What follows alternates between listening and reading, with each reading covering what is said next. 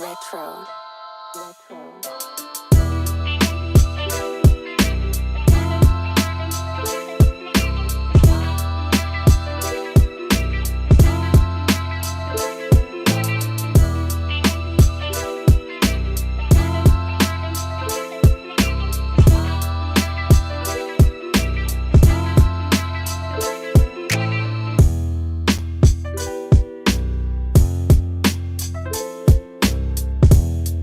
All right, welcome to FU Sports. We're watching Gamebred, Bareknuckle's MMA.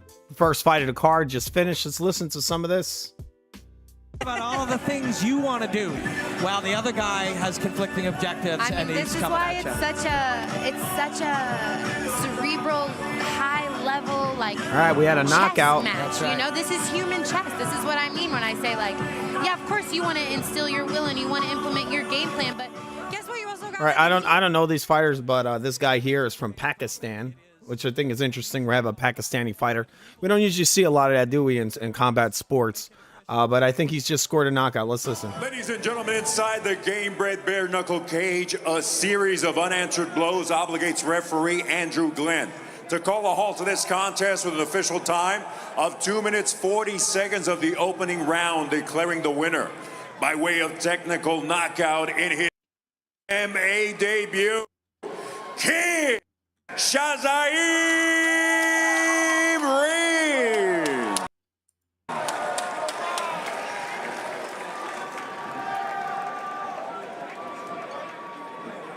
All right, so we had I think he's from Pakistan. All right, guys, we're here with the winner. First of all, you heard it. Says, wow, their microphone's messed up. More messed up than ours usually are. Okay, so now he's being interviewed in the ring. Hopefully we can hear what he has to say. All right, so you're watching Bareknuckle's MMA. This is happening right now in Florida. I think it's in Jacksonville, Florida. If anybody wanted tickets, I'm pretty sure it's not too expensive. We're watching the rematch of Fabrício Werdum versus Junior dos Santos, the rematch, the first fight in the UFC a few years back. Dos Santos got the best of it and knocked Werdum out. I think it was like in the first round. It was pretty crazy. But this is the rematch, and Werdum has improved a lot in his striking, in the striking department. So we're going to see what happens. Let's listen to a little more of this interview. And subscribe to FUTV, people. All right, just so you guys know, right now, this is airing right now on YouTube. It's Gamebred MMA, Bareknuckle's MMA. Type it into YouTube in your search engine, and you will be able to watch this for free. This is happening live right now. He is somebody to watch, that is for sure. There, so his kick was caught. And then he caught one and took his man to the ground. But yes, so they're just showing what happened. It was just a series of blows, some knees to the head, and he just basically beat the crap out of this guy. I don't know who this fighter is who's getting his ass whooped, but yeah, guy straight out of Pakistan, looking pretty good. I think this is his first. Actually, he's had a couple of Bareknuckles MMA fights, but I think this is the first time he's been in the George Masvidal MMA. All right, we keep it rolling. Let's take a look at our next fight. Coming up right now. All right, so we're going to be scoring the main event. Oh, this is a good one. I'm going to wait for Bob, see when Bob gets here. But yes, this is the beginning of the card, so if anybody wants to watch, this is on YouTube.com. This is Gamebred MMA. A star at LSU, I believe. So we're getting ready for the next fight. NFL. Cody Herbert can fight. He knows Northrop is a great athlete. He's like, can he fight at my level? Cody Herbert from Casper, Wyoming. And they're doing the build-up right now. Because no other better promotion to fight for. Let's see if I can set up our scorecard. Duval County. I'm scoring this with the MMA scorecard because I think that the most he's, I think I are 5-round fight. Strongest person I've ever messed with.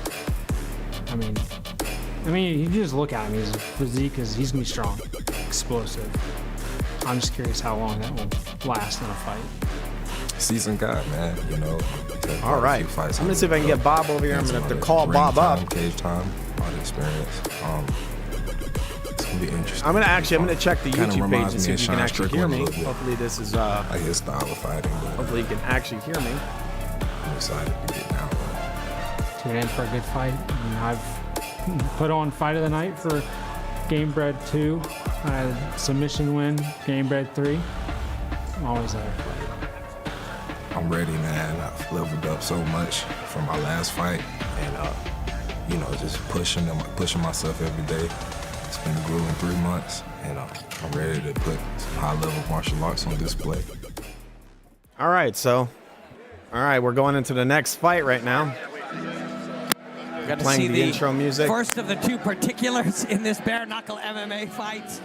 Cody Herbert. We're playing the he music, mentioned getting it, ready Kayla. for our He has next fought fight over twice here. For Gamebred. It was a fight of the night and a great submission win. He is tough. He's by far the toughest, most skilled, grittiest, most able fighter that Northrop has fought. Yeah, I mean, I think that, they did a good job of summing it up. I'm interested to see what the strength and power that It's got some Northrop brings cheesy to rap the music. cage, how that's going to affect Herbert, and what his answer is going to be for that.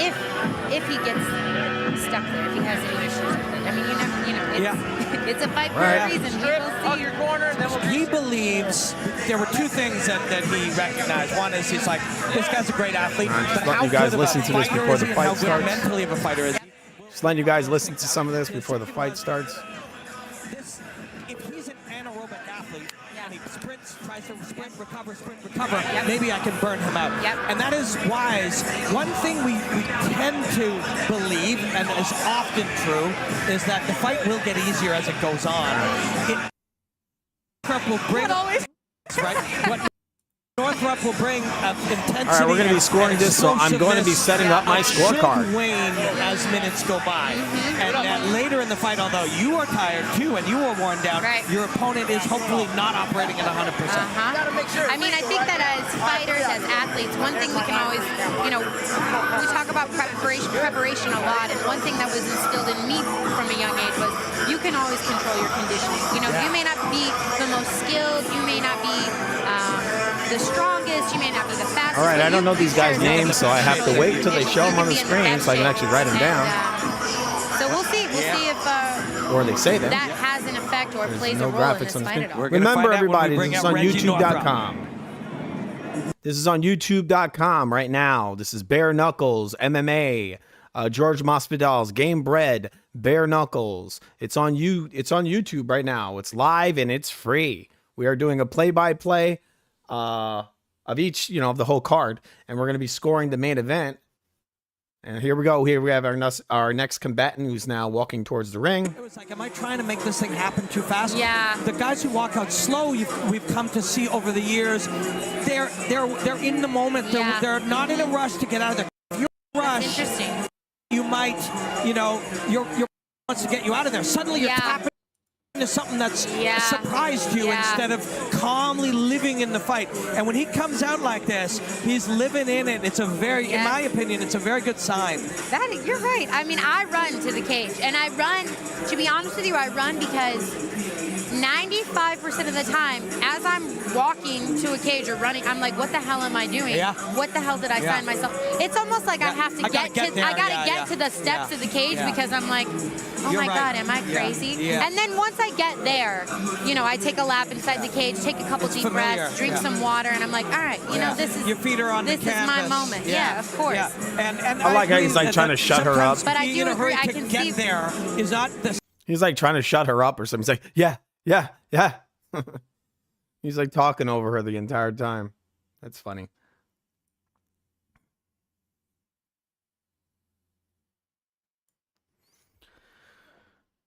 All right, so here's our combatant. We're gonna listen to some more of this. And how you approach it is dramatic. It's sometimes as important or more important than how you punch or kick.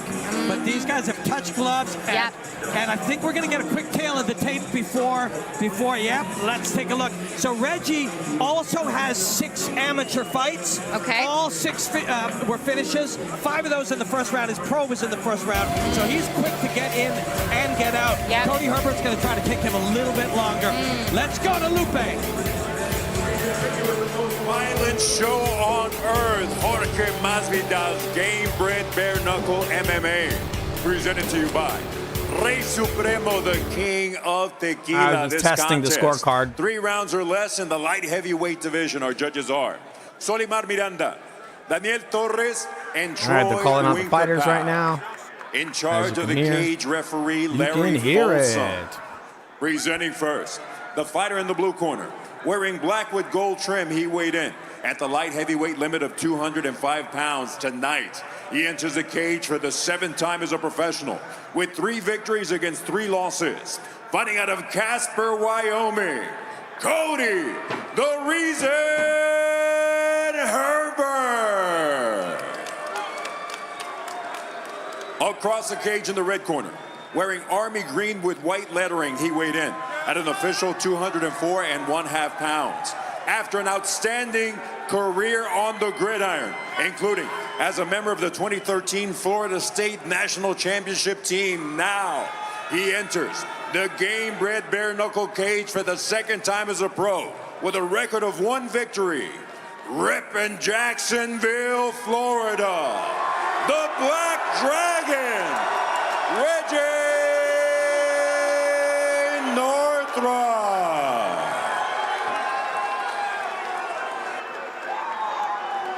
All right, so we got some home cooking here. I mean, maybe not home cooking, but we do have a guy who's from Jacksonville.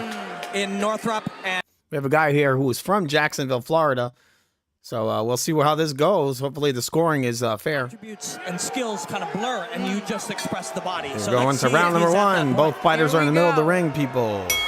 Herbert is not the athlete he is, but Herbert can fight. All right, Herbert. Yes, It catches and fires back. Herbert's going to bring more to Reggie than Reggie's faced yet. But you look at Nice that. takedown. Yeah. And So Reggie's already down on the ground. We have Herbert is on top.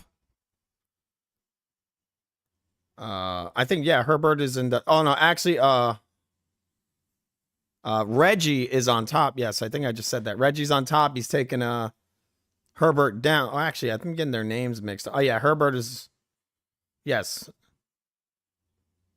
Yes, Herbert is on his back on the ground right now in a very weird position. Grabbing the fence over here for Reggie. A little cheap. Didn't really get a warning. Landing some short elbows on Herbert, who's on his back right now. He's getting these small elbows. Okay.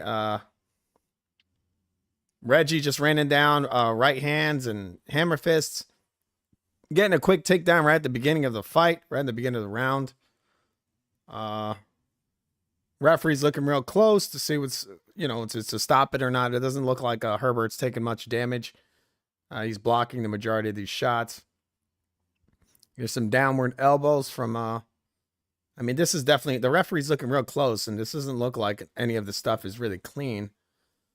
So it's very early in the fight. It looks like, oh, whoa, drop right in the back of his head. Herbert was dropped right in the back of his head. He looked like he almost got a triangle choke there. Right, so we got Reggie's still on top. He's raining down. Not really nothing too solid. Most of the stuff's being blocked. Now he lands a short elbow. That was pretty good. We got Herbert trying to attempt another triangle, it looks like. Okay, he failed, and he ate a right hand for his troubles. Herbert's still on his back. Still, we're 2 minutes and basically 3 minutes left in the round. A lot of shots raining down from Reggie. So one after another, he landed a pretty nice little straight punch right now. Herbert has eaten, some partial blows on Herbert. Nothing too crazy, nothing too solid.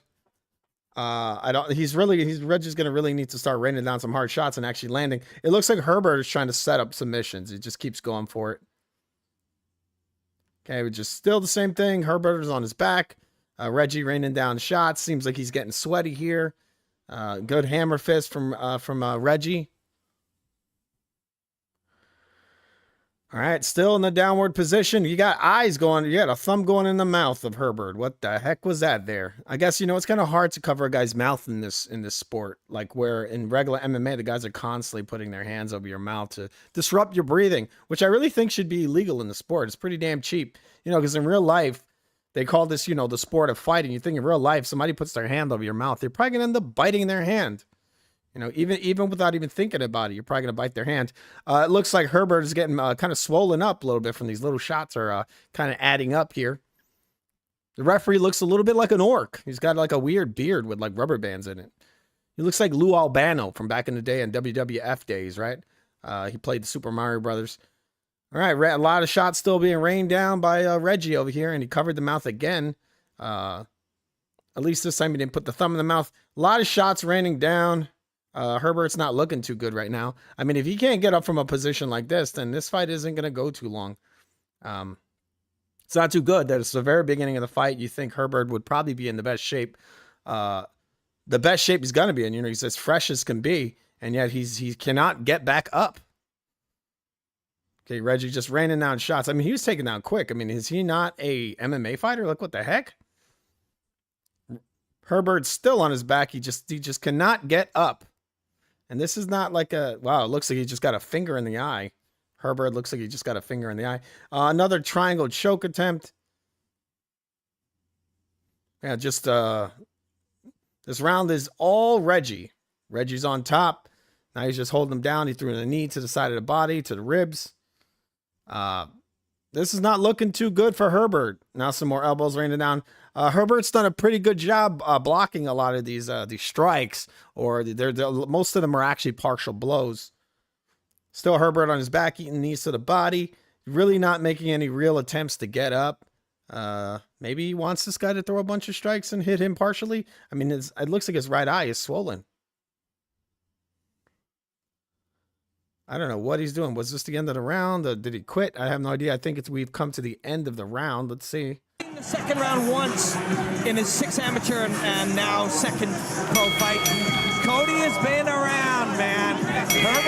Herbert knows what to do in the first minute of this. So Cody definitely lost that round. He didn't look as, I would say, defeated or beat down as I kind of expected after 4 minutes on the ground. So Reggie fell on the kick, came right up with the collection of the body, and then this was a dirty old beating he laid on him. Yeah, it was. And, you know I love ground and pound. Yeah.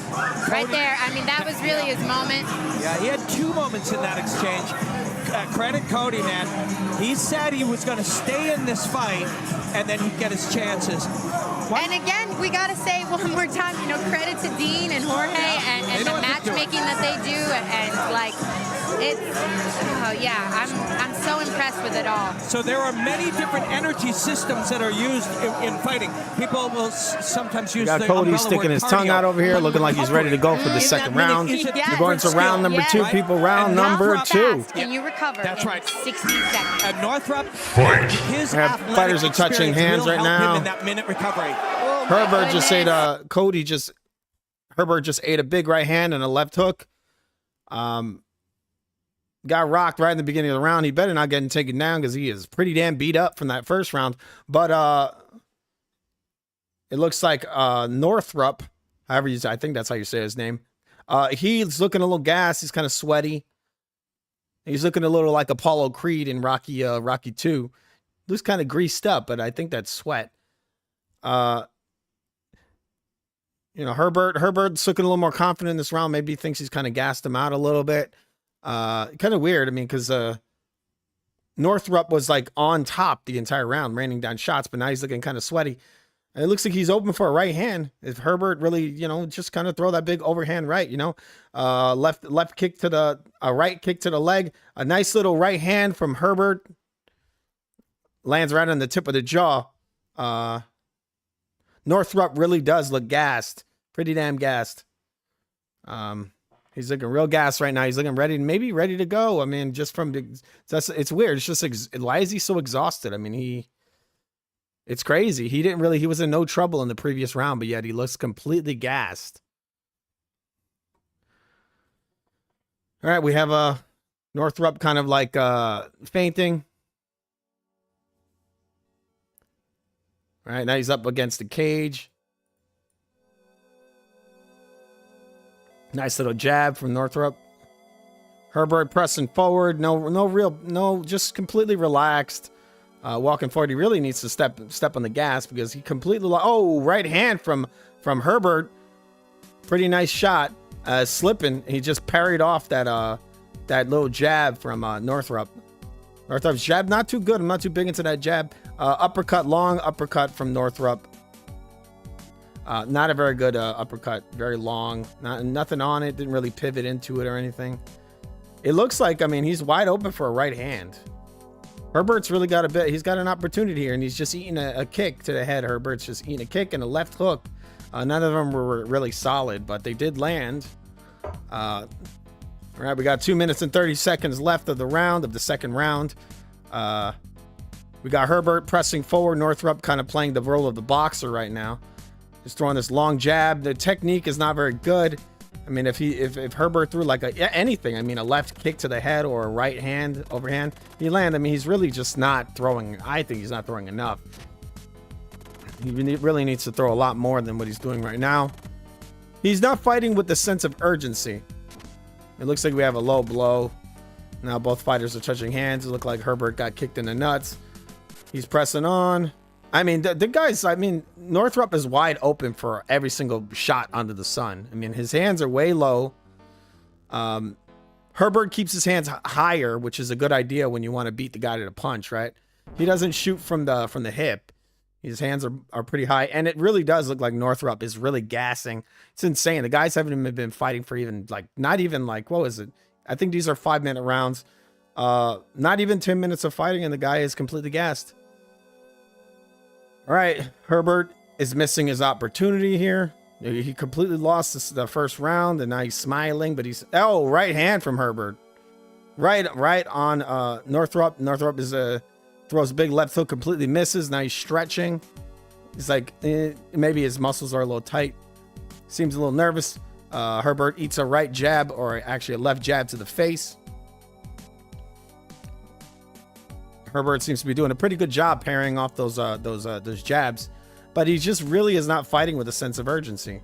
He's very kind of sloppy in his movements. He reminds me a lot of like a Nate Diaz kind of a lazy style. You know, he just feels like he's got it all in the pocket. He's walking around very just like he's on a little stroll around the ring, not really pushing the action.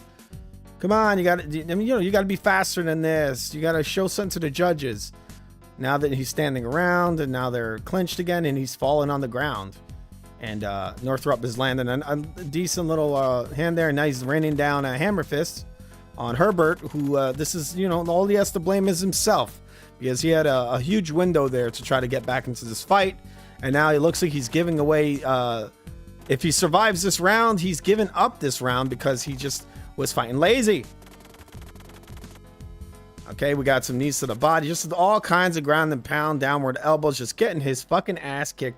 That looks like that's another round for Northrup. Yep, that's another round for him, because Mr. Cody is fighting like a fucking lazy idiot. He used a lot. That one he emptied the tank a little bit, I think. For sure. But again, the emptying of the tank, energy is a limited but renewable resource. Yes, it is. All right, so we're watching Gamebred, Bareknuckle's MMA.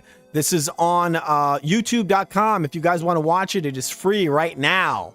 It's for the main event is Fabrício Werdum versus Junior Dos Santos. This is the rematch. This is a rematch, people. We're watching Cody this fighter named Cody versus Northrup, I think his name is. That's his last name. Pretty good fight, but kind of a one-sided beating. Seemed like the fight was evening out a little bit in the second round, and then Cody there just took his foot off the gas. All he had to do was put his foot on the gas, got his ass whooped at the end of the round, and it looks like he's losing the fight. It's 2-0. We're going to the third round right now. Round number 3. Fight. All right, remember, it's free right now on YouTube.com. Gamebred, Bareknuckles, MMA. Pretty good. Northrup versus Herbert. Right now, we got Herbert is pressing forward. He really needs a knockout or he's going to lose. It looks like Herbert is pressing forward hard, and he knows it. He needs that knockout. He's just landed a left hook and a right hook.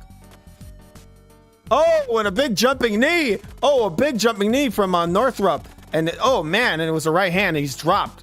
Herbert's dropped on the ground, rocked by that knee. And now he's just getting shots rained down on him. Whoa! Herbert flipped Northrup over. Just kicked him while he was on the ground, and he's back up again. Wow. This is a crazy fight, people. YouTube.com live Gamebred MMA. Bareknuckles MMA. We got a fucking barn burner here. This is round 3. These guys are going to war. Herbert's on the ground again. The guy just seems like he's rocked and he's still dizzy. Now he's eating some ground and pound. It's not looking too good for him. This is not looking too good for Herbert here. He's down on the ground again on his back, and this guy's been raining shots down on him the whole fight. He's looking like Northrup is trying to land a knee while he's on the ground, and Herbert is pushing his hand on the knee to try to, prevent him from eating it to the face. Herbert's now back on the ground. He's been for most of the fight. He's down on his back. I mean, the guy really missed his opportunity in that second round. He had it in the pocket. Northrup really didn't have anything in the tank.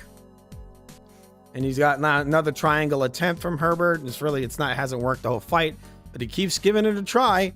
Really, what he should have done is really taken it to Northrup when they were in the stand-up position, but he didn't. He was being lazy. Yep. Okay. Herbert on the ground in a very weird position. He looks like he might actually get choked. I think they call this something fluke choke. He might get choked out, but he's against the fence, so he might actually survive. We have 2 minutes and 40 seconds left of the third round. Yep, Cody really not making any big attempts to try to escape these positions. He's really not even trying too hard. He's trapped on the ground now. He's in these little knees. He's on the ground.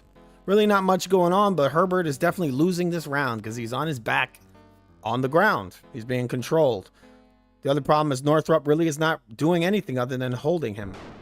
So, I mean, why would you emphasize the bare knuckles when you got guys just kind of holding dudes on the ground, not throwing any strikes? All right, so we have 2 minutes left of the round, and we have Herbert on his back still, just being laid on. He's avoiding most of the punishment from the strikes, and the clock is just ticking and ticking. It's running out. You got to try to get up, bro. Let's listen to some of the card. Try to bring this audio up.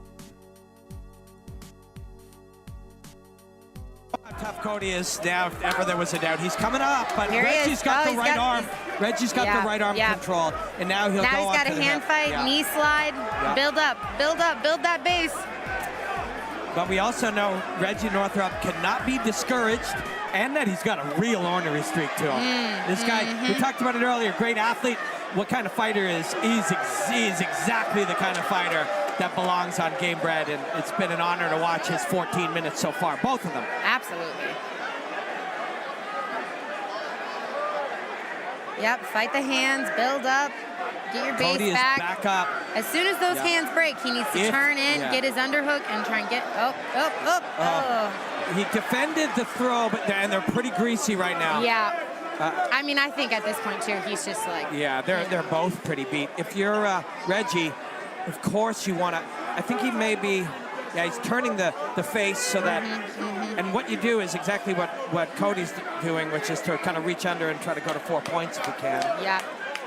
He had a pretty good frame there on the face for a second, trying to create some space, trying to maybe get a knee back in. Or I think Reggie... he's got 20 seconds to not break his finish streak as an amateur and a pro. Cody Herbert did not come here to get finished by head and arms in the last 10 seconds. Oh my goodness! Yeah. No. Now he's got 10 seconds of violence. Here it comes. That was... Great fight. That was a stupid fight. I mean, with 3 O's, just a... Reggie right now is going, what are you made of? No, seriously. Cody puts his arms up like, hey, how about some appreciation for what we did? Yeah, can I get a little love? I think... A part of me just died in here. Yeah, a lot. It's true. But another part of him has never felt more alive. Amen. That's the truth, Robin. The highest of highs and the lowest of lows. And if you want to experience them, you gotta dare. You gotta dare to enter the arena. Does he go double knee here? Big. Oh my gosh. And then a right hand. And then a million punches of Donkey Kong we saw earlier. There's the sweep, and Cody comes up, tries to punch, and Reggie gets behind the head. Cody had a few moments. Yeah, he did.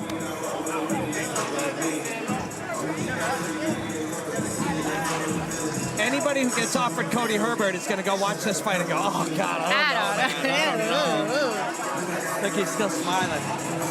Kind of.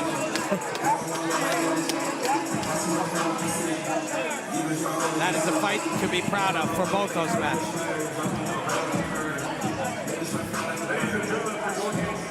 The distance here of the Gamebred cage, we go to the scorecard. Judge Winkabow scores it 30-26, and judges Miranda and Torres turn in identical scores of 30-27. All in favor of the winner by way of unanimous decision. Still undefeated, the Black Dragon, Reggie Northrup. Yeah, I know the card looks a bit weird, but we had Reggie winning. Obviously, Reggie won the fight. It was a clean sweep, all 3 rounds. Cody really didn't do enough, and he didn't do enough. He was fighting like a lazy bum. Let's see. Let's listen to some of this post-fight. I'm sure if you're Reggie, you're like, I don't have time to do talking right now. I'm pretty tired. I gotta recover. This guy. Did you see what I did with these elbows, with these punches, with the takedowns, uppercut, flying knee? Bink. Well, I mean, he definitely showed here that here it is. It's not. Still that kind of athleticism in the 3rd round. You know what I mean? That's scary. That's a scary thought. All right, we can't show too much of this. Watch this fight and be like, man, I am not fighting. We can't show too much of this, but Cody got his ass whooped. That's what happened. This is right now. This is free. This is on YouTube.com. This is Gamebred Bareknuckles MMA. You can watch it right now for free. This is free right now, people. And you are watching FUTV. This is FU Sports on FUTV. We're doing a play-by-play of the Gamebred Bareknuckles MMA. This is Fabrício Werdum versus Junior dos Santos, their rematch. Subscribe to FU Sports, people. And by FU Sports, I mean FUTV, because that's what we are on YouTube. We are FUTV on YouTube. Let's listen to some of the build-up of the next fight. The message has been clear from my side of this, and it's just please give me an opportunity to be here, and I'll fight whoever you put in front of me. And I'm here now. Eso solo lo sabe Dios, pero las posibilidades de que lo noquee son muy altas. If there's one thing I know about Gamebred, it's that they want entertainment. They want entertaining fights. They want you to go out there and give it all, you know. And that's one thing that everybody that's ever watched me fight knows, that that's what I'm coming to do, one way or the other. But I know which side I want to be on for this one. I know which side I plan to be on for this one. If you're watching this right now, all right, and you have been watching all night. All right, the next fight is starting to begin. We have our fighter, one of the fighters, walking to the ring right now. Violent show on earth. Yes, every time I say that, you can have a shot of Ray Supremo, the official drink of Gamebred Bareknuckle. This is another good one. Again, 2 of a kind brought together here by Jorge Masvidal. Tyler Hill, the zombie. And this man, Yonaski Soyo, from the Dominican Republic. Very well-traveled martial artist. Over a dozen wins in fighting 8 knockouts. Just 2 of a kind, one more time.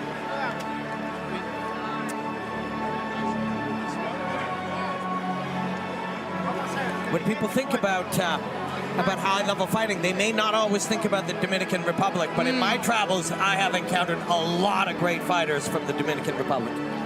Yeah, I mean, I even think back to my judo days, and some of the toughest girls I know are from the Dominican. You're going there soon, right? Yeah, you said? next weekend, Karate Combat 41. Yeah, and I've seen a lot of Soyo's fights, and it is what you think it is. Pretty tough. Will take one to give one. Those 8 knockouts he's got, most of them were vicious firefights that he came out on top. So, and his opponent will be happy to oblige him. Yeah, I thought it was interesting. His opponent's nickname is the Zombie. So I'm like, well, exactly. What does that mean? You know what that means. He's going to come forward and draw heat from Soyo. Tyler Hill will be the opponent, the Zombie. Let's get him out here and get him into the cage.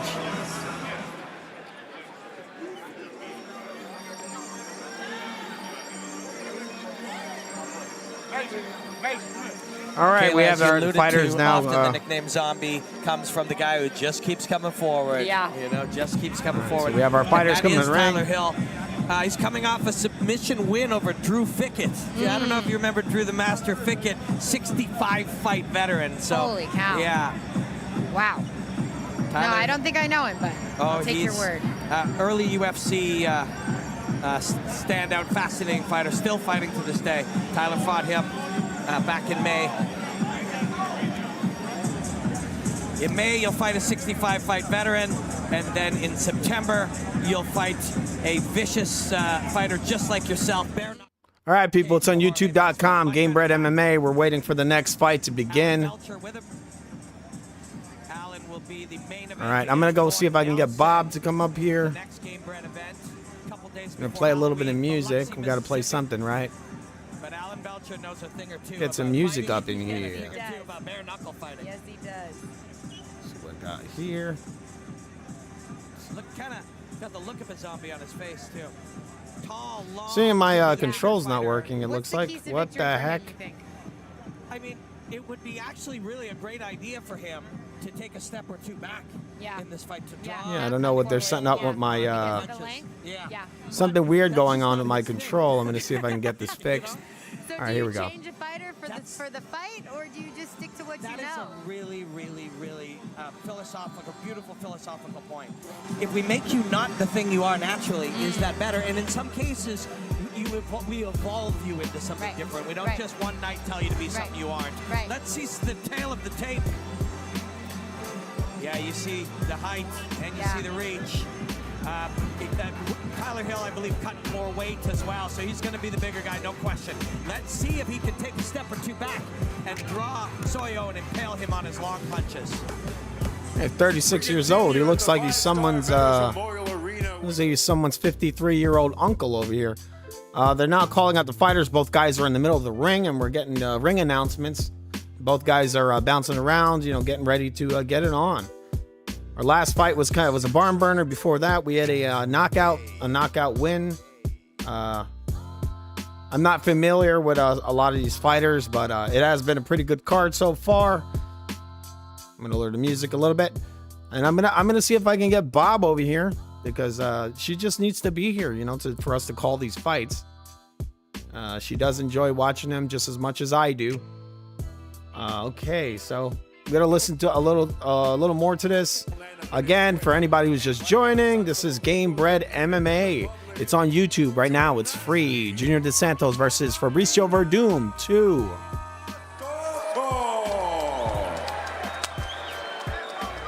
His opponent across the cage in the red corner, wearing gray with black trim, he weighed in at an identical 166 1/4 pounds. Tonight, it is 19th professional bout with a record of 11 victories against 7 losses. Fighting out of the Iberville, Mississippi, Tyler Zombie Hill.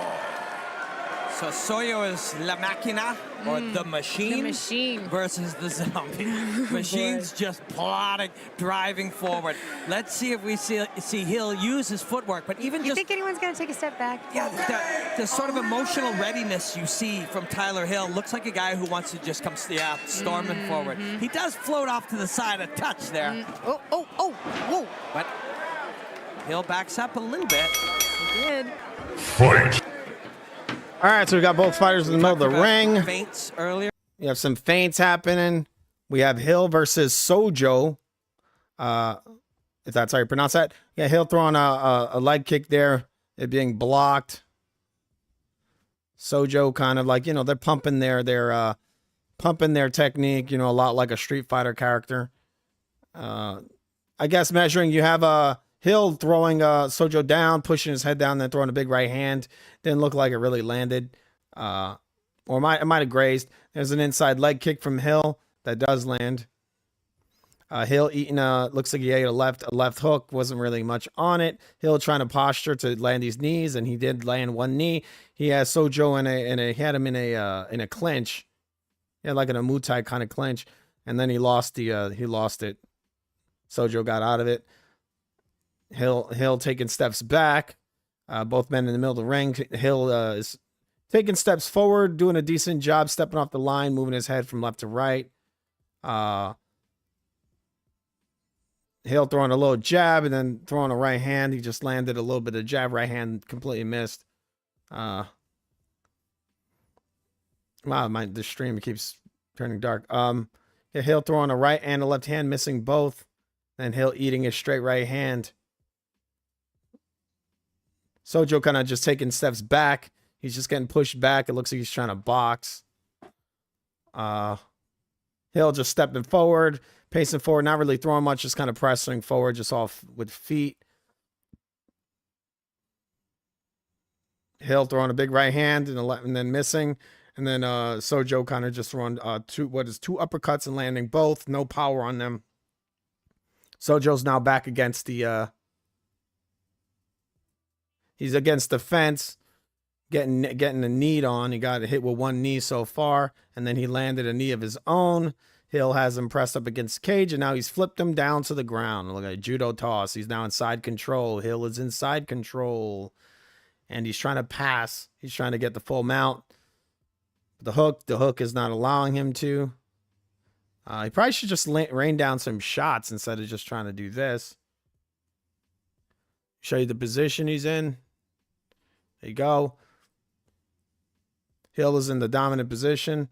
Sojo trying to roll back over. He's eating a small partial elbow. They're in some weird position now where Hill's crotch is in Sojo's face. That's an interesting position. They call that the root pole. Okay, so he's got him now in side control again. Hill's got him in side control. He hasn't landed really any strikes on the ground. For the most part, he really hasn't outlanded anything. He just threw an elbow. Looked like it might have partially landed. It looks like Sojo might be getting back up to his feet. And he is back to his feet. Hill is now against the cage. He has his back to the cage. And Sojo is pressing forward. We have 1 minute and 40 seconds left of the first round. Looks like Sojo went for a takedown. He was unsuccessful. Then he threw a right hand and it landed. It was a decent right hand. It was a short right hand off of a clinch. We have Sojo, Hill pressing Sojo against the fence. Okay,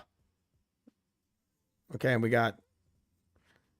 All right, we have Hill being backed up. He looks like he's kind of gassed a little bit. He's got some blood on him. I don't know if it's his blood or it looks like Sojo's landed a decent little short right hand. And then Hill throws a right hand to the body and a knee, and he eats a left hook and a right hook, for his troubles. Hill's already looking like he's a little bit gassed. Looks a little bit gassed to me. Oh, he threw a big knee, completely missed. Hill threw a big knee, completely missed, and then fell down. And now he's getting shots rained down on him. Sojo has a dominant position. He's on the ground. He's landing elbows. He's throwing a lot of little punches. And he's landed a decent amount of strikes here. He's landed by 5 or 6 different strikes, elbows, right hands. He's in half guard. Ran in left hands down, left everything down on a Hill. A lot of these shots don't really seem to be much on him. But I think he's basically Sojo's taking the round back. He was losing the majority of the round, and now he seems to be taking it back. We have 15 seconds left in the first round. And it looks like Hill's lost the round to me. He might actually get stopped. And he did. We have a stoppage here. We have a stoppage. It was a TKO. But we don't have a TKO button, so we're just going to press KO. All right, let's listen to this. He had 8 seconds. He got finished, I think, with 8 seconds left on the clock. Hill thought he was cool, and he just got beat up by a little guy. Looked good there. He didn't have an answer. He wasn't really moving. He just got his ass whooped. He was kind of scrambling around, and just got his ass whooped by a guy that looks like Gomez Adams. So he was motioning to the back of the head, yep. to the ref. Come on, man. Like, how many times did he hit me? Yeah. But this is the thing. You have control over how you react to a situation. The non-controllables in a fight include the referee. Yeah. Right? All right. How you react to that is the only thing you can control. All right, so we got a first round stoppage. Hill was finished. Despite non-controllables. He is definitely not, but Hill did dare I nothing. say, the king of the hill. He is definitely not the king of the hill. He was just TKO'd. And yes, he did receive some rabid punches, but they were like the weakest. I guess he did get hit in the back of the head a couple of times. Most of them didn't look too good, but I think he did get hit there. Yeah, he was turning his head and he got hit there. I didn't think the ref needed to stop the fight. I don't think it was necessary. I think it was an early stoppage. You know, and also in Soyo's defense and the ref's defense, like, Hill was moving away, and that's why the shots were going to the back of the head, because he was turning his head away. You know, he was trying to get away from the punches. It's sometimes difficult to stop a punch mid-swing. Now, I mean, he did land a couple, but, you know, Soyo's trying to finish the fight. He's doing what he's supposed to do. The ref did say something to him at the moment. And there will be no asterisks next to that on Tapology or anywhere else. That is just a win for Soyo. Yep. But a great fight from both gentlemen, and we thank them both as we go to our man in the cage, Lupe Contreras. Ladies and gentlemen, referee Larry Folsom steps in and stops this contest with an official time of 4 minutes 52 seconds of the very first round, declaring the winner by way of technical knockout from Venezuela, La Máquina, Jonaski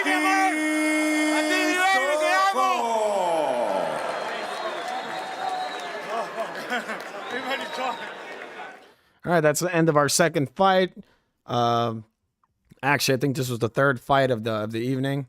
We have Gomez Adams winning by first round TKO. It was looking pretty good for Hill in the beginning, and it didn't turn out too well towards the end of the round. Around the last minute of the first round, he started to get his ass kicked pretty much. We'll see a little bit of that right now. I don't know if I'll get into too much trouble for showing the end of the fight. Hopefully not. You got the left hooks raining down. He's moving his head around. I mean, he didn't look like he was finished to me. It looks like he had a little bit more in the tank. But the ref decided to end it there, which was kind of weird. But that's what it is. The party Penafiel and Joey Ruacat. Oh, that's a good one.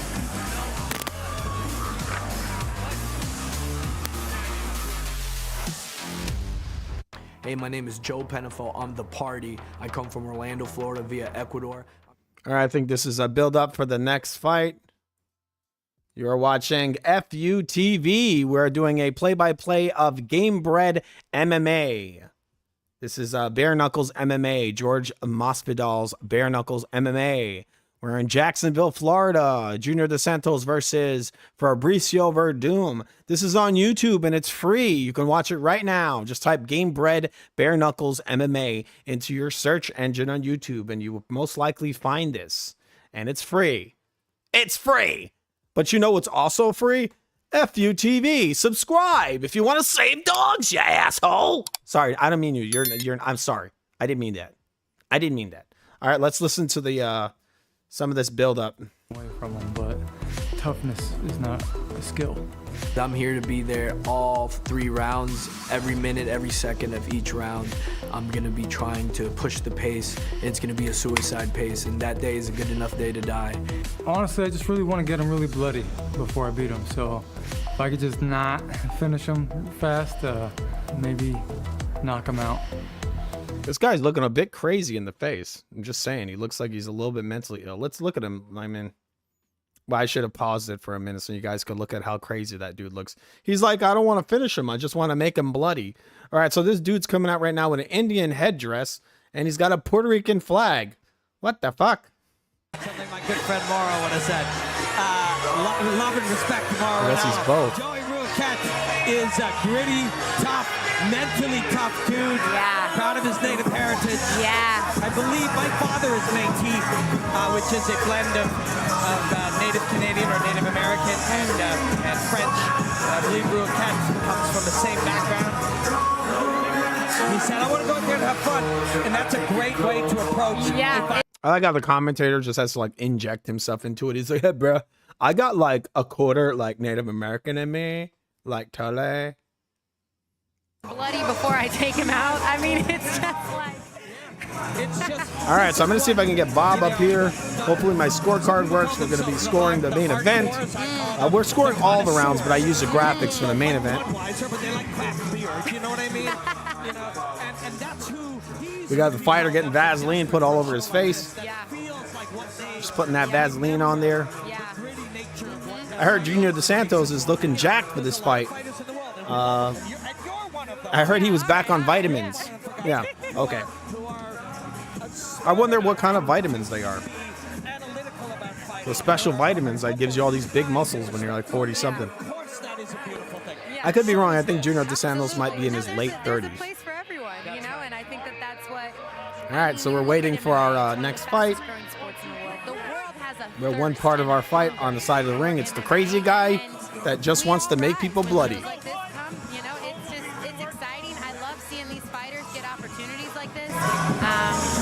It's great, and I am an athlete, but yeah, you know, I think everybody likes to watch a dog fight, don't they? For sure. Yes, it's true. And this man is delighted to feel the Gamebred mat on his feet, and he will be delighted to welcome this man into the cage. Everybody loves the party, unless you're fighting them. Let's bring out Joe Penafiel.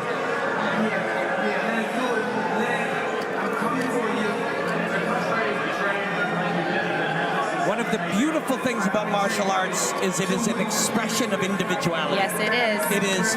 It is the weaponization of one body to damage or destroy the body of another. But you all right, do so it Bob says she'll be here soon if you guys way, want to hear.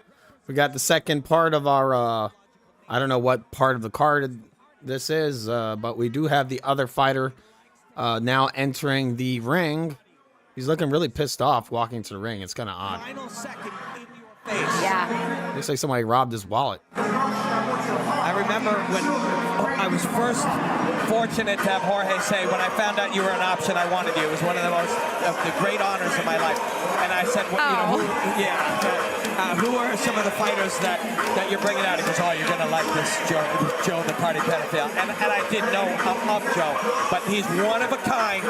But don't get it wrong, he can fight. Yeah, no, it's funny. I saw him backstage, and like I said, I wasn't here earlier in the week to meet with the guys. I had to, that's Canelo right train there. in, got my 2 kids, but he came in the back and he was like, yeah, you were. All right, while we're waiting for this fight to happen, we have a message from Canelo Alvarez. Yeah. All right. Thank you, Canelo. Thank you for that. That was some deep knowledge. Do you have anything to say about the upcoming possible Terrence Crawford fight between you and Terrence Crawford? Payday. You want payday. I know that. Yeah, you see, he knows what Terrence wants. Let's listen to more of this. Express yourself. And you know, I don't know. I've gotten to know him a little bit, and I know people who tell me stories of him from past fights, etc. Mike Perry respects a guy. You got like Mike Perry over there. Yeah, I know he does. Giving pounds to the fighters. And I think this is true of Mike And Perry. they know each other. And many of us, there are times in our lives where life is hard or confusing or difficult. But for a guy like this is fighter just kissed the woman that's in the crowd. I assume it's his wife. Absolutely. And that's what we get to watch. She's and a little all chubby, these but she people looks all right. appreciate the party. Everybody loves the party. Like I said, What's not to unless love? you're gonna fight him, and then you don't. And Joey Ruiquette wants to spoil this party. Yes, he does. We're about to find out very soon. A couple of fights later, I don't know if I can play that music on here, but it's so blurry they don't think I'll get in trouble for it. We'll just give it a try. of the night for sure was Joe and Irwin. And they did not like each other either. But like you said, you saw Man, that you fight with they nobody. do appreciate each other because it takes a special person to. Yeah, I have no idea who this guy's fought. Dished out and be coming on hard at the end. Yeah, like Joey did. got Vaseline being put on the face. When you're inside that cage and you share those moments of digging deep, of finding out who you are, of trying to instill your will, I mean, just laying it all out there really for the crowd, for the fans. Like, it does bring, it's a special moment that you should only share with that other person. We're still waiting for the fight to start. Each one of these fights, good or bad, no matter what happens, these are always, for those of us who have got the gift of doing it, some of the most special experiences of our life. Even the bad ones, and maybe especially the bad ones. Oh, for sure. But the only other person who was there to really experience it is the person you shared it with. And these two are about to share combat in the Gamebred cage. Let's look at their head-to-head and see what kind of attributes they bring in here. Both very experienced, both in their 30s, similar height, similar reach, similar weight. Let's party! Joe Pettifiel versus Joey Ruiquette. Let's go up to our man in the cage, Luca. We continue with the most violent show on earth, Jorge Masvidal's Gamebred Bare Knuckle MMA, presented to you by Rey Supremo, the king of tequila. I have to keep saying this, people. This is a free card. Go on YouTube.com. This is worth the free view. There's not even advertising. I don't think they even have advertising. I don't know how George Masvidal does this. I mean, he puts on some good. The last card was great. I mean, he's got Fabrício Werdum versus Junior Dos Santos, a rematch. These were two of the best heavyweights in the world in MMA. I mean, Fabrício Werdum beat Fedor Emelianenko. I mean, I know it was kind of like, you know, it was kind of he got him cold, but he still got him. So you have one of the greatest heavyweights who's probably ever done it. You got two of them in the ring right now, and it's free. This is the rematch. Gamebred MMA on YouTube for free. Is Gamebred Bare Knuckles MMA, Junior Dos Santos versus Fabrício Werdum 2. They're not advertising it as the second fight, but this is the rematch. The first fight ended with Junior Dos Santos winning by uppercut. I think it was in the first round. JDS caught Werdum cold, and also Werdum wasn't really a striker back then. Now he is a striker. He's a very good, an amazing, super high-level Brazilian Jiu-Jitsu fighter, and he also has great hand skills. I mean, I could see JDS go to UFC and knock John Jones the fuck out. I would love to see that fight. That would be a great fight. I think Werdum would destroy John Jones. I mean, when you see John Jones run across the ring and throw a fucking jumping head kick, this is what Fabrício Werdum could do. All right, we have both fighters in the middle of the ring right now. One guy screams across the ring and throws a big old kick. And we have the first round right now. Fight. Right now. We got both fighters in the middle of the ring. Let's see this. My screen is screwing up. We got a left hook landing. Got a left hook. Let's listen to some of this. Do you know what's one thing both fighters really pressed up against the cage. It's the only thing I say that's a little disappointing about Bare Knuckles MMA is the fact that it's not pure striking. A lot of it can be wrestling. So why put, you know, the emphasis on the bare knuckles when you're going to have guys wrestling? It's just so weird. It's like, I guess it is MMA with bare knuckles, but, you know, I mean, why? I mean, a lot of times MMA guys, sometimes they don't throw a lot of punches. So like, why, you know, not have them wear gloves, you know? I guess it's just to sell it. I don't know, man. I don't know. I guess it's kind of how it started. But the difference between this and like some other bare knuckles MMA I've seen in the past is that these guys actually have wrapped wrists. Their wrists have tape around them. Yeah, and he leaps in, Will Joe. And he turns the corner this time. That was nice. Nice cut the corner. I mean, he's doing a really good job of setting up those takedowns with the hands, but to be honest, Joey's doing a good job of being ready for it. I mean, he's sprawling right on point. And when he was taken down, he did not surrender or accept the position at all. No, he did not. He said, nope, I'm right back up. Here we go. It's going to take a lot more than that to take me down. You can call that a takedown if you choose. All right, so Crazy Man, who wanted to just not finish the guy but make him bleed, is getting controlled on the fence. Back to his feet. But Joe will always be in your face. Ooh. That's a great choice. Yeah. That kick up the middle. We got it rocked. Think of it like might be a flipping finisher. In a movie to start shooting in a cowboy bar. Oh, nice overhand. Speaking of shooting. I know. Here we go. Joey with the hands down. Where is Dean and where do they find these guys, man? They're perfectly matched. Joe with the hands down, too. The punches will come from under the peripheral, right? Yep. I think his name is Joe. I think he just landed a nice right hand. Those things people will say, always I'll be right back. I'll be right back, people. I'll be right back. I'm going to play the audio for you. Any reasons to put your hands down, including the invitation of someone to punch you, right? Joey doing a really good job again of defending that takedown. Oh, nice elbow attempt off the clinch there. Through half a round, you'd be giving it to Joey. They don't score rounds by the half, but that's just. Nice shot to the body there. Did you see that? Yeah, it looked like it was below the belt, but not quite. Oh! There's that table flip gunfight again. This is how Joe fights, and this is exactly how you fight him. Joey Ruoke is showing you exactly how to fight him. Stay cool, stay centered, stay linear. I mean, he's doing a good job of getting his head offline when a Penafiel is coming in, and I mean, I do really like how composed he's staying. He's not, you know, this kind of pressure can be, I want to say like anxiety bringing, you know. Oh, somebody's mouthpiece just fell out. Penafiel, and he does not care. He'll care if he loses a couple of chickens, but he has 0 shits given. Back in, punches, great answers. Remember I said 2.5 in, Penafiel was up. This last minute owned by Ruoke. Stops him, knees him, makes him pay for attacking. No, he's in the flow. He's in the flow. Yeah, he is. But, you know. No, hands locked here, though. Nice. Let's see if he does surrender one here. Attacks the neck. That may force him to surrender the position. Yeah, it does. So punches here from Joe Penafiel. He's climbing. He's getting his back to the cage. Great fight. Yeah, Great absolutely. Fight. All right, I like how this card has really good job of not. I like how these guys basically have like the same name. The two dudes that are in the ring right now. One of them is named Joe. The other one is named Joey. Joey and Joe in the ring. So right now we have which Joe is winning. I think which Joe? I'm trying to see which one. So we have Joey or Joe. Joe is winning. Joe is beating Joey. Yes. Joe is winning and Joey is getting his ass kicked. So it looks like, let's listen to more. I'll have this in the background. Both men are bloody right now, but it looks to me like Joe is winning. Joe is just taunting. I mean, I think he just keeps coming forward. I mean, and I got to tell you, when you fail big head kick from 4 Joey. takedowns in 5 minutes, Doesn't land. That is, it's mentally exhausting, and it is. But yeah, Joe looks like he's tiring, but he's definitely not losing. Finish for Ruoke. Close round. Yeah. The better. It was quite an even round, but the better minutes for Ruoke are at the end, and often judges come to the end of the first round. Looks to me like Joe was like, he's getting a little tired, but he seemed to have won that round. Come to the end of the first round.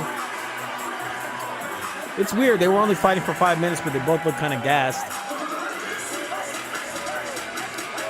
All right. That was a violent car crash of a 5-minute round. Yeah. And they both didn't want to back down after the 5 minutes. This is the start. We're getting a quick replay of the start brought to you by Ray Supremo, the king of tequila. All right, maybe we'll look at the end of this round. We'll see if we can watch a little bit of this. Hopefully they don't turn off the stream. Takedown that did work, but not for long. We got a couple. All right, people, I've said this multiple times already. This is Gamebred Bareknuckle MMA. It is free, and it is on YouTube right now, and I'm not being paid to say this. The fights have been pretty good so far. Bob is just getting here. We're going to be turning this off so I don't get freaking flagged. We're going into the second round. Right now, round number 2. It looked like the first round was a win for Joe. Both fighters are on opposite ends of the ring, and we're about to start. All right, round number 2 started. Both fighters are in the middle of the ring. If you knew the score, it would change the way you fight. And Joe's kind of just very relaxed, bouncing around. Joey was making it out like he was just going to bust Joe's ass, but it doesn't seem to be going that direction. Joe seems to be piecing Joey up. Joey just stepping forward, or actually Joe stepping forward, raining left and right hooks, and then catches Joey on the fence in a clinch. Now Joe just landed a left and a right hook, really just having his way with Joey over here. All right, so we got Bob's here. I'm going to be turning her mic on.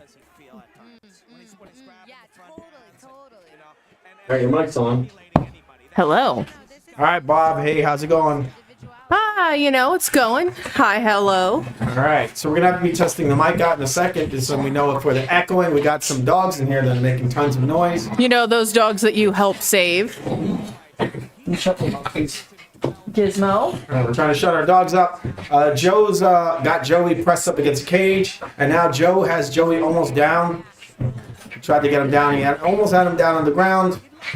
Wait, is this bare knuckles or MMA? This is bare knuckles MMA. George Masvidal. You know, the guy with the jumping knees. Ah, all right. So it's like a it's like a street fight, basically. Yes. I'm going to be taking some dogs out, but Bob's going to be talking.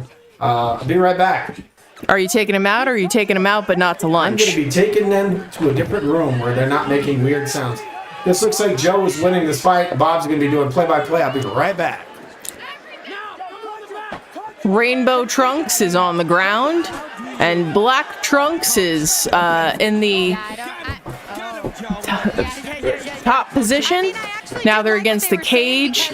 Black Trunks seems to be dominating this round. Which I think is oh my gosh. We're going to some stand-up exchanges. We've got a knee. Oh my God. The guys look tired, just like my colleague was saying. Ooh, we've got blood. We've got face blood. Now Rainbow Trunks has Black Trunks against the cage. They look exhausted. It's only round 2. Goodness gracious. Nice knee to the body again. Black Trunks is bettering this exchange. It's landed some good shots. Rainbow Trunks is open mouth breathing and covered in blood. Well, what happened, Bob? I just got back. It looks like Joe is bleeding. He's got blood all over his face. Yeah, that was a short elbow to the forehead. Elbow. Oh, man. It's kind of funny they put the emphasis. Oh, it looks like it's a finish. Yeah. Joey has defeated Joe. Damn, this is a bloodbath. Joe looked real bad. Damn, this was a KO. I can't believe that Joey came back like that. He wasn't joking, right, Bob?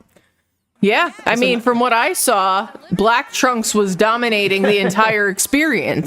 Yes, Joe was beating Joey's ass. Yes, he hit him with a nice left hook. Joey landed a nice left hook to the body, and that's all she wrote. Let's see this right now. We're going to be watching it. This is the FU Sports, FU TV, remember FU TV, replay. Bam, watch this left hook to the body. We didn't even see it. These guys don't know how to do their fucking camera angles properly. He was smiling, but he was losing most of the fight. People, Gamebred is where it's at. Well, what's funny is they put the emphasis on the bare knuckles, right? But you always got bare elbows in MMA, right? So what we had here is we had Joey landing a nice elbow, according to Bob. I wasn't in the room. I was bringing dogs somewhere. And it looked like he was Joey taking them out, but not to lunch. No, I was not killing our dogs, no.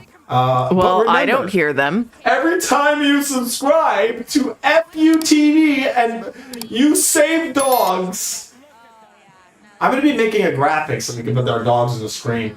We really need to get, you guys need to see our dogs because our dogs are awesome. We rescued them, right? We rescue dogs. All right, we're going to be listening to some of this post-fight while it's raining. But let me say it one more time. Every time you subscribe to FUTV, you rescue dogs. Remember that!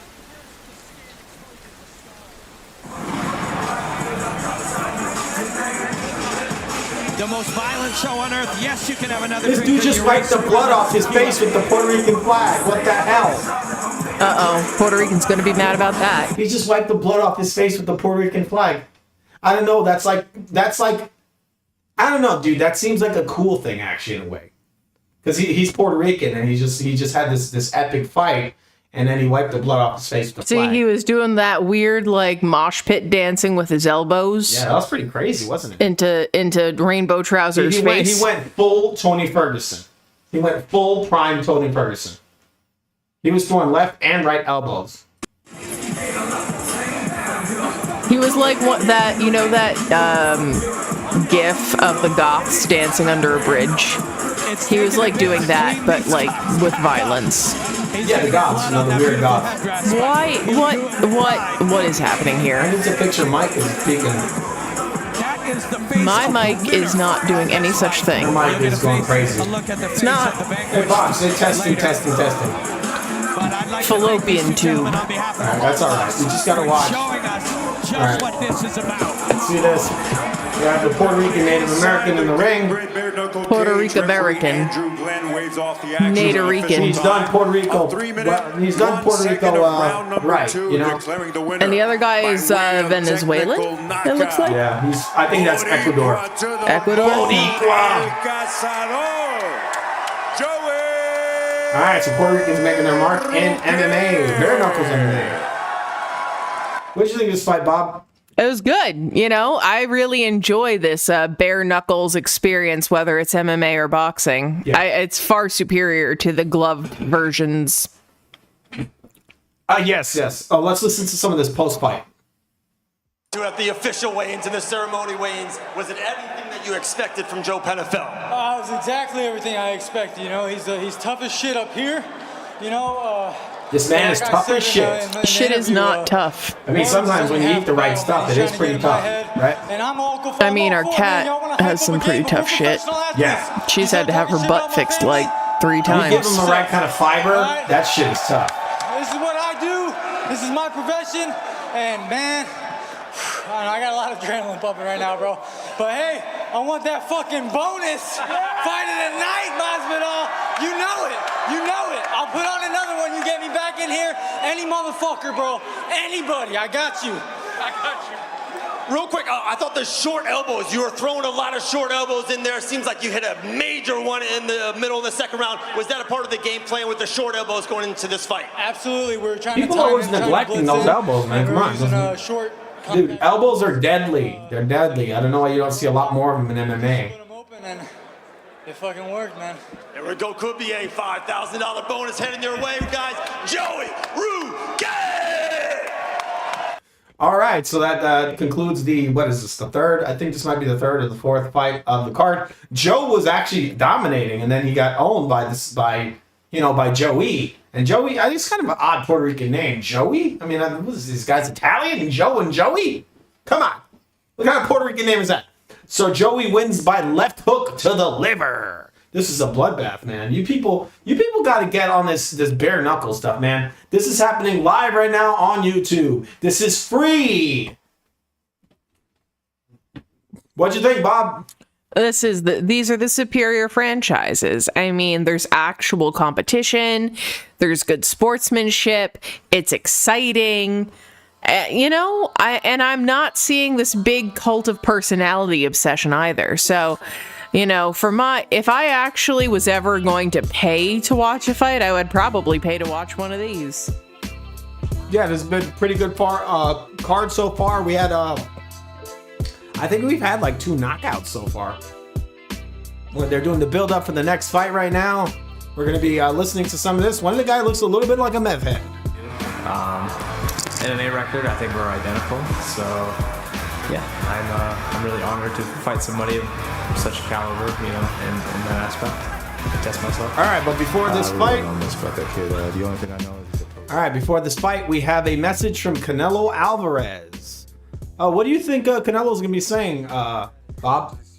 He probably wants to fuck him. No, I don't think he would say something like that. I don't think. You were just saying Canelo's a pervert. Is that what you're saying? I mean, I'm not saying it. He said it. Canelo's not a pervert. He would never say anything. Look, Canelo's got something to say. This just in. Come on, Canelo's on the phone. Let's go. Get the fuck out of here, man. What? Get the fuck out of here, man. Why do you want us to get the fuck out of here, Canelo? Come on, man. We invited you on our show to have a discussion, a simple discussion on FUTV. So come on, say something meaningful, something that's going to uplift the Mexican community and the world at large, right? We want, with all of the corruption in this world, we need Canelo to tell us something that's going to uplift us. It's going to educate everyone in the world to the corruptions and make the world a better place, right, Bob? All right, let's see. Canelo's back on the phone. We've got him to calm down. I don't know what happened to him throughout the day. Maybe he's having a bad day, but we're gonna see. He has something to say. Are you gonna be kind, Canelo? Are you? Yes. All right. You can talk now. I'm gonna fuck you. Ah, come on, man. What the fuck? Why'd you have to say that? Payday. Yeah, whatever. All right. All right, back to the card. Violent martial artist. No doubt. 9 knockouts in MMA. Man, Many you fight dozen with in nobody. kickboxing and Muay Thai around the world. All right, we got the fight. Our next fight. We got fighters entering. Not entering. They're coming to the ring. We have a mouthpiece getting clean, and we have the ceremonial Vaseline being rubbed on the faces. 1-1 in Gamebred, Bareknuckle. Took to it right away. All right, Bobby's showing me a video of a man trying to break into someone's home. If you want, you can send that to me, Bob, and I'll show it on the stream. Oh, no, I was trying to show you this one. It's about a Weimaraner who's a teenager and is being a dirt bag. All right, so we have, was this a dog? What is the dog doing, Bob? It's running through the house with a knife. We have a video of a dog running through a house with a knife. This is what Bob showed me. If you want to show something, Bob, just send it to my Facebook, and I'll put it in the stream so everyone else can see it. It's very important. This is some breaking information news. we have here. Breaking news from Bob. Absolutely. That's one thing that I talked about with my coaches a lot when I was doing. And we're gonna be doing a we're gonna soon just on a side note, people. We're gonna be doing on FU Sports. We're gonna be doing a preview of the new EA Sports game, UFC, MMA. What is it? UFC 5. We're gonna be doing our impression of the first trailer because we can't show the game because we would get in some big trouble if we showed us playing it. But we'll be doing that soon. We're gonna be doing me and Bob are gonna be doing our impressions of EA UFC 5. It's looking good. It's M-rated. It's very bloody. And it's got all kinds of new stuff. It's got referee stoppages. It's all supposedly ultra violent. They've upped it up and they've upped it. It's got curse words. It's got, like I said, referee stoppages, blood, a lot of gore, deep cuts, very detailed damage. You know, dudes spitting blood out, dudes getting their faces broken on the floor. They've redone the entire ground game. It's looking damn good.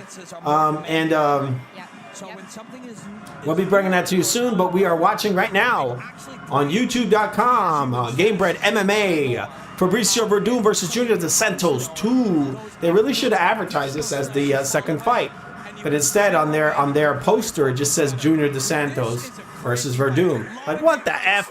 Come on, guys. All right, let's listen to some of the cards.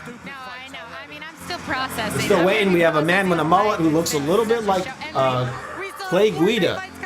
Your therapist is going to be here. I know. I think that's his name, right? Clay Guida. You know who I'm talking about, Bob? I put her kids through college. She'll be all right. I'll go looking for a picture of him. I'll show it to you guys. I'm a big fan of both of these two guys as fighters, martial artists, and people. They're good men. They're good human beings. They're focused artists, but they are violent artists. All right, so this guy's name is Brandon. Did you send me the link, Bob? I did. All right, so Bob sent me the link. We're going to be showing that on the screen in a second. I have to go to my Facebook to show you guys. Hey, Bob, so how was your day? Warm. How was yours? We're actually going to go shoot our guns at the range, and we had to help out an older woman, help her get all her stuff out of our storage unit. She accidentally put all of her stuff where our stuff belonged. All right, so we took her stuff and we helped her move it to another storage unit. And she was very happy that we did that. She was. I moved the couch, I moved all kinds of stuff. It was not exactly fun because it was really hot outside. Is this the link that you're sending me, Bob, with the fish? It's the one before it, but the fish is pretty good too. Okay. All right, so I'm going to show you guys this really quick because this is really important. It's really, really important that you see this before the... I'm going to have to zoom this in, so I'm going to have to turn on my... I'm going to have to change my control so I can zoom this in for you guys. Okay. Okay, is that zooming? No. All right, I'm going to try to zoom this in for you guys because this is a... All right. Oh, okay. So my zoom, for some weird reason, is not working. All right. I need to zoom this in for us to actually see it. Okay, so we're going to give this another try. I don't know what this says here. We're going to try to zoom this in again. And it is still not zooming. If you hit the 3 dots at the top. Yes, well, right corner. I have it set for my controller. It should be zooming through the control. OBS. Close. Here we go again. All right, I'm just going to press That's play. All right, just forget it. Here you go, guys. This is the video Bob sent.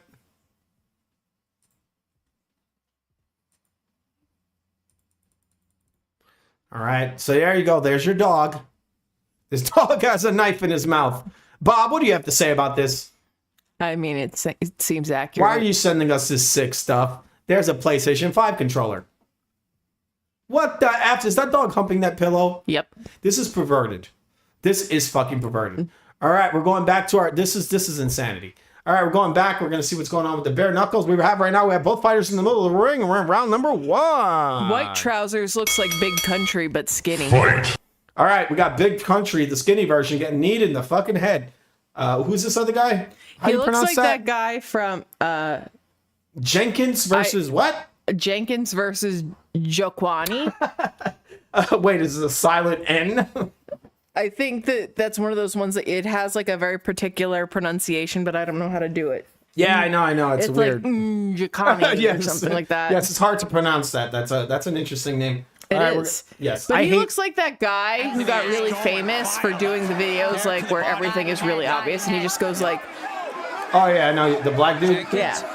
He looks kind of like him a little bit. Yeah, what's his name? You know? I don't know. No. But he became like a millionaire. Oh yeah, it's because ridiculous. Of that. So overrated. I mean, the guy really isn't funny. He just does these dumb. He's droll. All right, right hand coming from I don't know how to pronounce this guy's name. I'm not even gonna try because I'm gonna sound like a bigger idiot than I already am. Call him not. I'm gonna Jenkins. listen to the commentators on the bare knuckles and see what they call him because they know better than I do. This is the most aggressive Anthony we've seen through 3 Gamebred bare knuckle shows. All right, so I think they're calling him Anthony. Yeah, he looks great. Why don't they try to attempt to pronounce his last name? He's got poked, but the ref has to see that because it can be. All right, so they're calling this guy who's like, his name is like that, but his name is, they're calling him Anthony. They've been doing this the whole card. Every time somebody has look, if you're going to call the guy Anthony, then his name on the screen should be Anthony. Look at this, people. Look at the name on the right. Does that say Anthony? No, it doesn't. So they're calling the guy with the weird name Anthony. So I'm gonna guess that they also can't pronounce his name. Look, if you can't pronounce his name, then tell the people doing the graphics to put his name as Anthony. All right. The other guy's name is Jenkins, and I'm pretty sure they're not having any issue calling out his name, right? They're just calling it what it is. Let's see. Let's listen to this. Anthony points up into the air. And then All right, so it looked like Anthony is winning this round, but he got poked in the eye. He was landing some pretty good knees to the face of Jenkins before that. Anthony just pressing forward, very Muay Thai style, just like the commentators are saying. I don't know what his discipline is, but he definitely looks like a Muay Thai fighter, the way he kind of pumps his legs up like that. And he looks like he's eating not only a low blow, Doesn't that guy look like Big not only Country? an eye poke, but also a low blow. What were you going to say, Bob? Doesn't that guy look like Big Country, though? He does sort of, but he's doing a bad job. You see the way he tucks his hand. Look at the way he blocks. You see the way Jenkins blocks? He blocks like... He puts his fingers on the side of his jaw. That's not the way you block. He blocks like Billy Ray Cyrus. Oh, he does. What is he doing?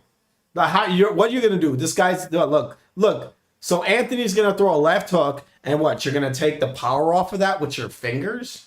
He's just putting his fingers right up against the side of his face. What in the Wish.com Anthony just landing a Dwayne nice The Rock jab Johnson tattoos is happening? Anthony just beating the fuck out of Jenkins and hitting him with a nice jab and then two right uppercuts. Just teeing off on the guy. Jenkins blocking his face by putting his fingers on the side of his face. Oh, look, another Jenkins with another illegal. I mean, this is like 2 eye pokes and a ball shot. And now he's getting... the referee is now putting them opposite ends of the ring. Anthony is complaining from all the illegal stuff going. I don't think Jenkins is doing this intentionally, but it is, you know, he needs a point taken away. If ever there was a case where somebody belongs in the gloves, it's Little Big Country. I think Jenkins is about to lose a point. Look at, he's just, let's see this. An uppercut. It looked like it was maybe that was it. Maybe a thumb to the eye. He's like, what the fuck? I think it was unintentional, but still, come on, man. You poked, this is the second time he's poked Anthony in the eye. Oh my God, no point taken. I mean, you definitely got to take a point on the next one. Even if it's unintentional, it's still, you know, it's changing the direction of the fight. You know, you're landing low blows, you're landing eye pokes. What do you think of that, Bob? I think they should just cut his thumb off. Just cut his fucking fingers off. And that mullet. All right, so we have Jenkins pressing forward on Anthony. Anthony is not really being affected by all this you know, these illegal strikes, if you want to call them strikes, or illegal activities from Jenkins. There's a sweep. Anthony sweeped Jenkins for a second, then throws a kick to the head, misses both, but he almost got him down. Jenkins loves to, again, like I said earlier, he blocks the side of his face with his fingers. He just puts his fingers on his face and pretends that that's going to take some of the strength off of the blow. It's like, dude, you gotta bring your elbow up. You gotta use the whole arm. Looks like he's got a cut under his eye. Yeah, he is. He's getting fucked up right now. Jenkins eating a right hook and getting rocked, falling back. Anthony just unloading on Jenkins. Man, he's got a nice mullet, but bam, big right uppercut from Anthony. Just rocks Jenkins. That's his name, right? Jenkins? Yes. All right, you should sit closer to the mic, Bob. All right, we got a nice little teep kick to the body on Jenkins. Really, what is this? His first round, right? Yeah. This is definitely an Anthony round. I think it's hilarious that they're calling him Anthony. Yes, exactly. All right, we come to the end of the first round. I mean, really, there should have been points taken away. Sorry for hitting the fight button. All right, so we come to the end of the first round. This is obviously a Anthony round. Let's look at some. Let's see if we can see some of his highlights. Hopefully, they don't kill my channel. Realistically, they both got their tattoos from Wish.com. Yeah, Jenkins got brass knuckles tattooed on his pecs. That's pretty cheesy. And quote unquote Anthony has a big red stripe down the middle of his chest. Why? Who knows? Who knows? If you're Brandon Jenkins and you're his team. All right. I feel like Jenkins smells like gasoline and chewing tobacco. Yeah, he looks like a stereotypical redneck. We're going into round number 2. Jenkins standing up. This isn't looking too good for Jenkins. I have a feeling that he's going to land some more unintentional illegal stuff. We're going into round number 2. What'd you think of round number 1, Bob? I mean, I think that this is the first time in my watching bare knuckles anything where I'm like, you know what? This fight would be better with gloves on. Yes. But I don't think that'll prevent. If they had MMA gloves, he'd probably still land these, thumbs to the eyes and all that stuff. All right, so here we go. We got Jenkins pressuring forward. He probably feels like he clearly lost the first round, and he's still blocking in that same stupid way. If it was me, I'd be railing him with the left hook because he does not know how to block correctly. He may have his hands up, but he's not blocking correctly. That's for damn sure. And I'm drinking a Voodoo Ranger beer. Brandon's had that 30 seconds is the best 30 seconds he's had. All right, call it, Bob. He's seeing things. They're playing the world's strangest game of patty cakes. Yep. That was hideous. Jenkins just flung a winging nothing at nowhere. What?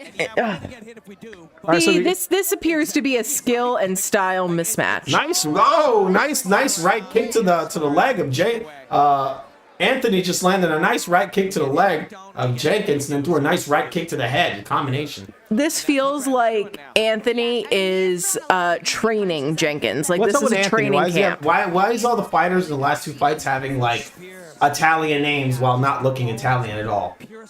Like Jenkins is like black. I don't know if he's African or what, but he is like Anthony. He does not look like an Anthony. You just said Jenkins is black. Not Jenkins. Anthony. Jenkins is Little Big Country. Oh, sorry, I don't know if I pronounced wrong. Oh, we got Anthony landing a nice low blow unintentional, and now Jenkins is selling it. It's like, bro, you landed all kinds of illegal stuff in the previous round. Bit of a dirty one. I mean, I just can't take him seriously. He looks like Billy Ray Cyrus. I agree with Bob. Jenkins is looking a lot like Billy Ray Cyrus out of the 1990s. I gotta do it. The man's got an achy breaky heart, and he's just giving Anthony achy breaky nuts. Yeah, it's the spring that hurts. Oh, actually, Anthony gave Jenkins the achy breaky balls. The thud is not as bad as the boing. Ugh. It's like, okay, bring this guy over. That's fine. It looks like Jenkins is trying to get a breather here. And Bob is sending me a picture of Billy Ray Cyrus, I'm assuming. I'm both doing fighters things. back in the middle of the ring. Anthony's really definitely is a Muay Thai fighter. You can tell by the way he moves around. Anthony eating a nice right hook from Jenkins. Jenkins throwing a spinning elbow. Anthony is hurt. And he's eating elbows. He's eating another elbow. Oh, whoa. Oh, Anthony's falling down on the ground. He getting rocked. Oh, whoa. I didn't expect this from Jenkins. Some nice techniques from Anthony. From Jenkins. Sorry. Jenkins has now got Anthony down on his back, and he is raining down strikes. That's some great techniques from See, that was surprising. Jenkins. Yeah. Jenkins was popping jabs out, and it looked like, oh, he's just touching. Yeah. Not a bad strategy. And then Good techniques from Jenkins. All right, now we got Anthony's down on his back, Jenkins on top. Really, Jenkins, I think, should stand up because he was doing great in the stand-up, and now he's just kind of throwing little, palm strikes to the ears and the ground. All right, we got Anthony down on his back. He's probably very happy that he's on his back because he got dropped. I don't know what Jenkins is thinking, but he's just throwing a bunch of palm strikes on the ground. It's really not going to do much. Definitely not going to win him a fight. It's not going to knock Anthony out. He should really follow up for more strikes. I saw that. And I wondered if maybe there's some pain in the knuckles. All right, so the commentator is talking about the palm strikes, saying that maybe Jenkins got some injured hands. Well, that would make sense with him holding his fingers up like that, so delicate. But he's throwing palm strikes, so make you think maybe his fist is damaged. But it would hurt. Even if you broke a finger, even if you throw a palm strike, it's going to hurt. Might not hurt as much. Not as good as he would have hoped when you had a guy hurt and wobbled. Yeah, I think Anthony is definitely recovering right now. I think this is a big mistake for Jenkins, who was getting his ass whooped throughout the entire first and most of the second round. But he's now winning, but he's not following up. Really, if I was Jenkins, I would take this opportunity to try to knock Anthony out. But he's now got him on the ground. He's just throwing little palm strikes and just killing the clock. All right, we got Ooh, Anthony's that was a back nice up, and he's landing a knee. nice knee to the face of Jenkins. And now Anthony has taken down Jenkins, and he is in the full mount position, raining down punches. Oh, and Jenkins has now flipped it over. It doesn't look like Anthony's very good on the ground. He got flipped really quick. Anthony is pinned up against the fence, and he's up again. He just pushed Jenkins off. Both legs just pushed him right off. He was in full mount, and he pushed him off. We have Anthony now as Jenkins pressed up against the fence. And now Jenkins is... Oh, looks like Jenkins can roll a little bit. And Jenkins has Anthony in a choke position. It's not a good position for Anthony. Anthony has now gotten out of the choke. By rolling literally over the top of his head. Jenkins was very confident in that position. He was smiling. He's now got Anthony's legs splayed out. All right, did you send that to me, Bob? Bob has a picture of Billy Ray Cyrus. We've come to the end of the second round. This is a very hard to judge round. Really, this went back and forth. This one could go either way. It went both ways, sort of like Miley Cyrus, I guess. All right, come to the end of the second round. Did you send me the image? I did. Okay, Bob is just showing me some evidence that Jenkins just might be the love child of Billy Ray Cyrus. Billy Ray Cyrus and who? Who do you think his mother would be? Big Country. All right, Big Country. Big Country from the UFC. What was this? What was his last name? I don't know. It was Roy Nelson. So Roy Nelson's mother might have had a love child with Billy Ray Cyrus.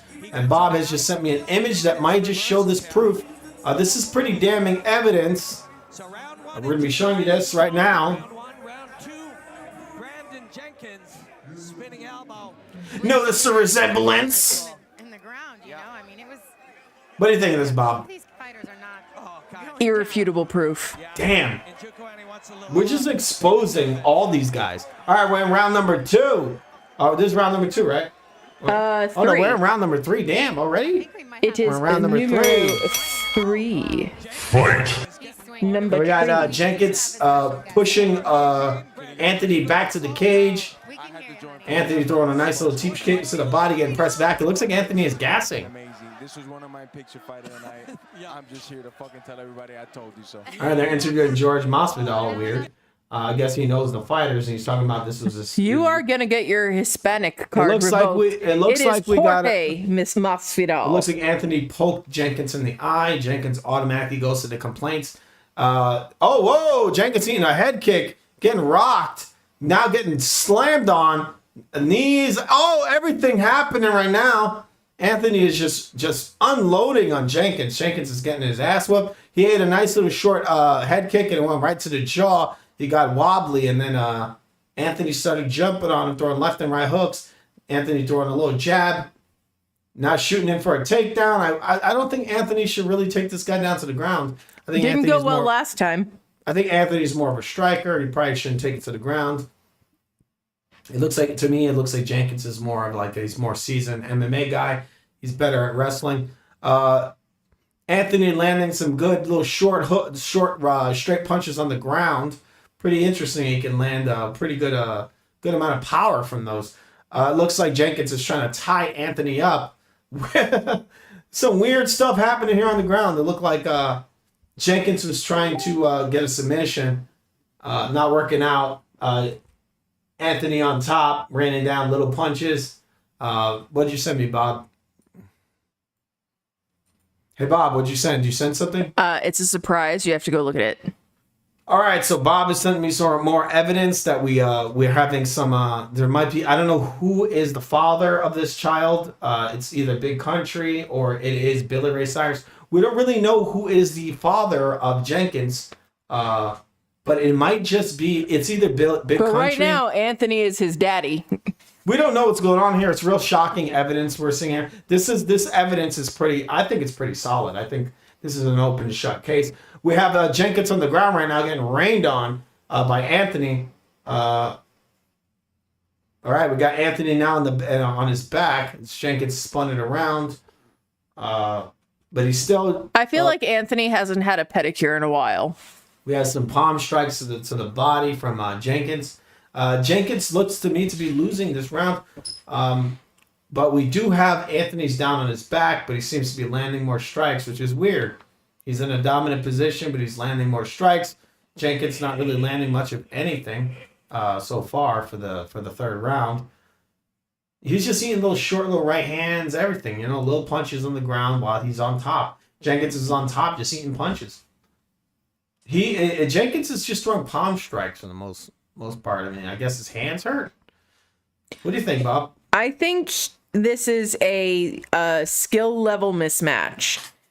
I think that whatever Jenkins is doing has kind of been luck, and he doesn't really know what to do with it, and I don't know if he has a lot of power in his hands. It seems like he's trying to tangle him up and tie him up in knots, maybe because he doesn't have striking.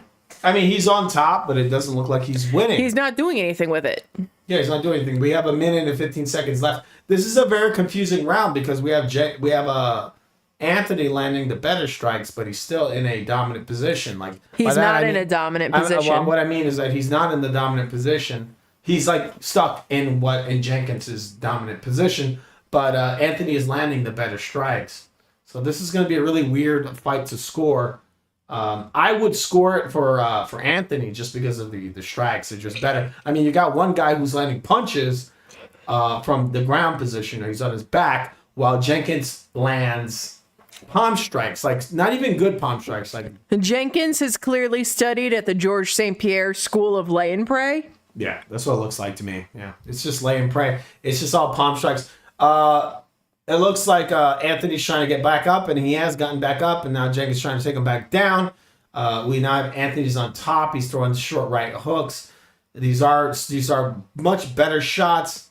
Anthony showing that he does have some ground game. He is tying Jenkins up with his legs, raining down strikes, all hooks. End of the round. We got a couple of seconds left. This is the end of the round. We have some rapid punches there. And I think we've come to the end of the third round. This is going to be hard to score. I think I give it to Anthony. Yeah, I would agree. I think Jenkins managed to acquire the dominant position, but he didn't do anything with it. He just sat on top of him.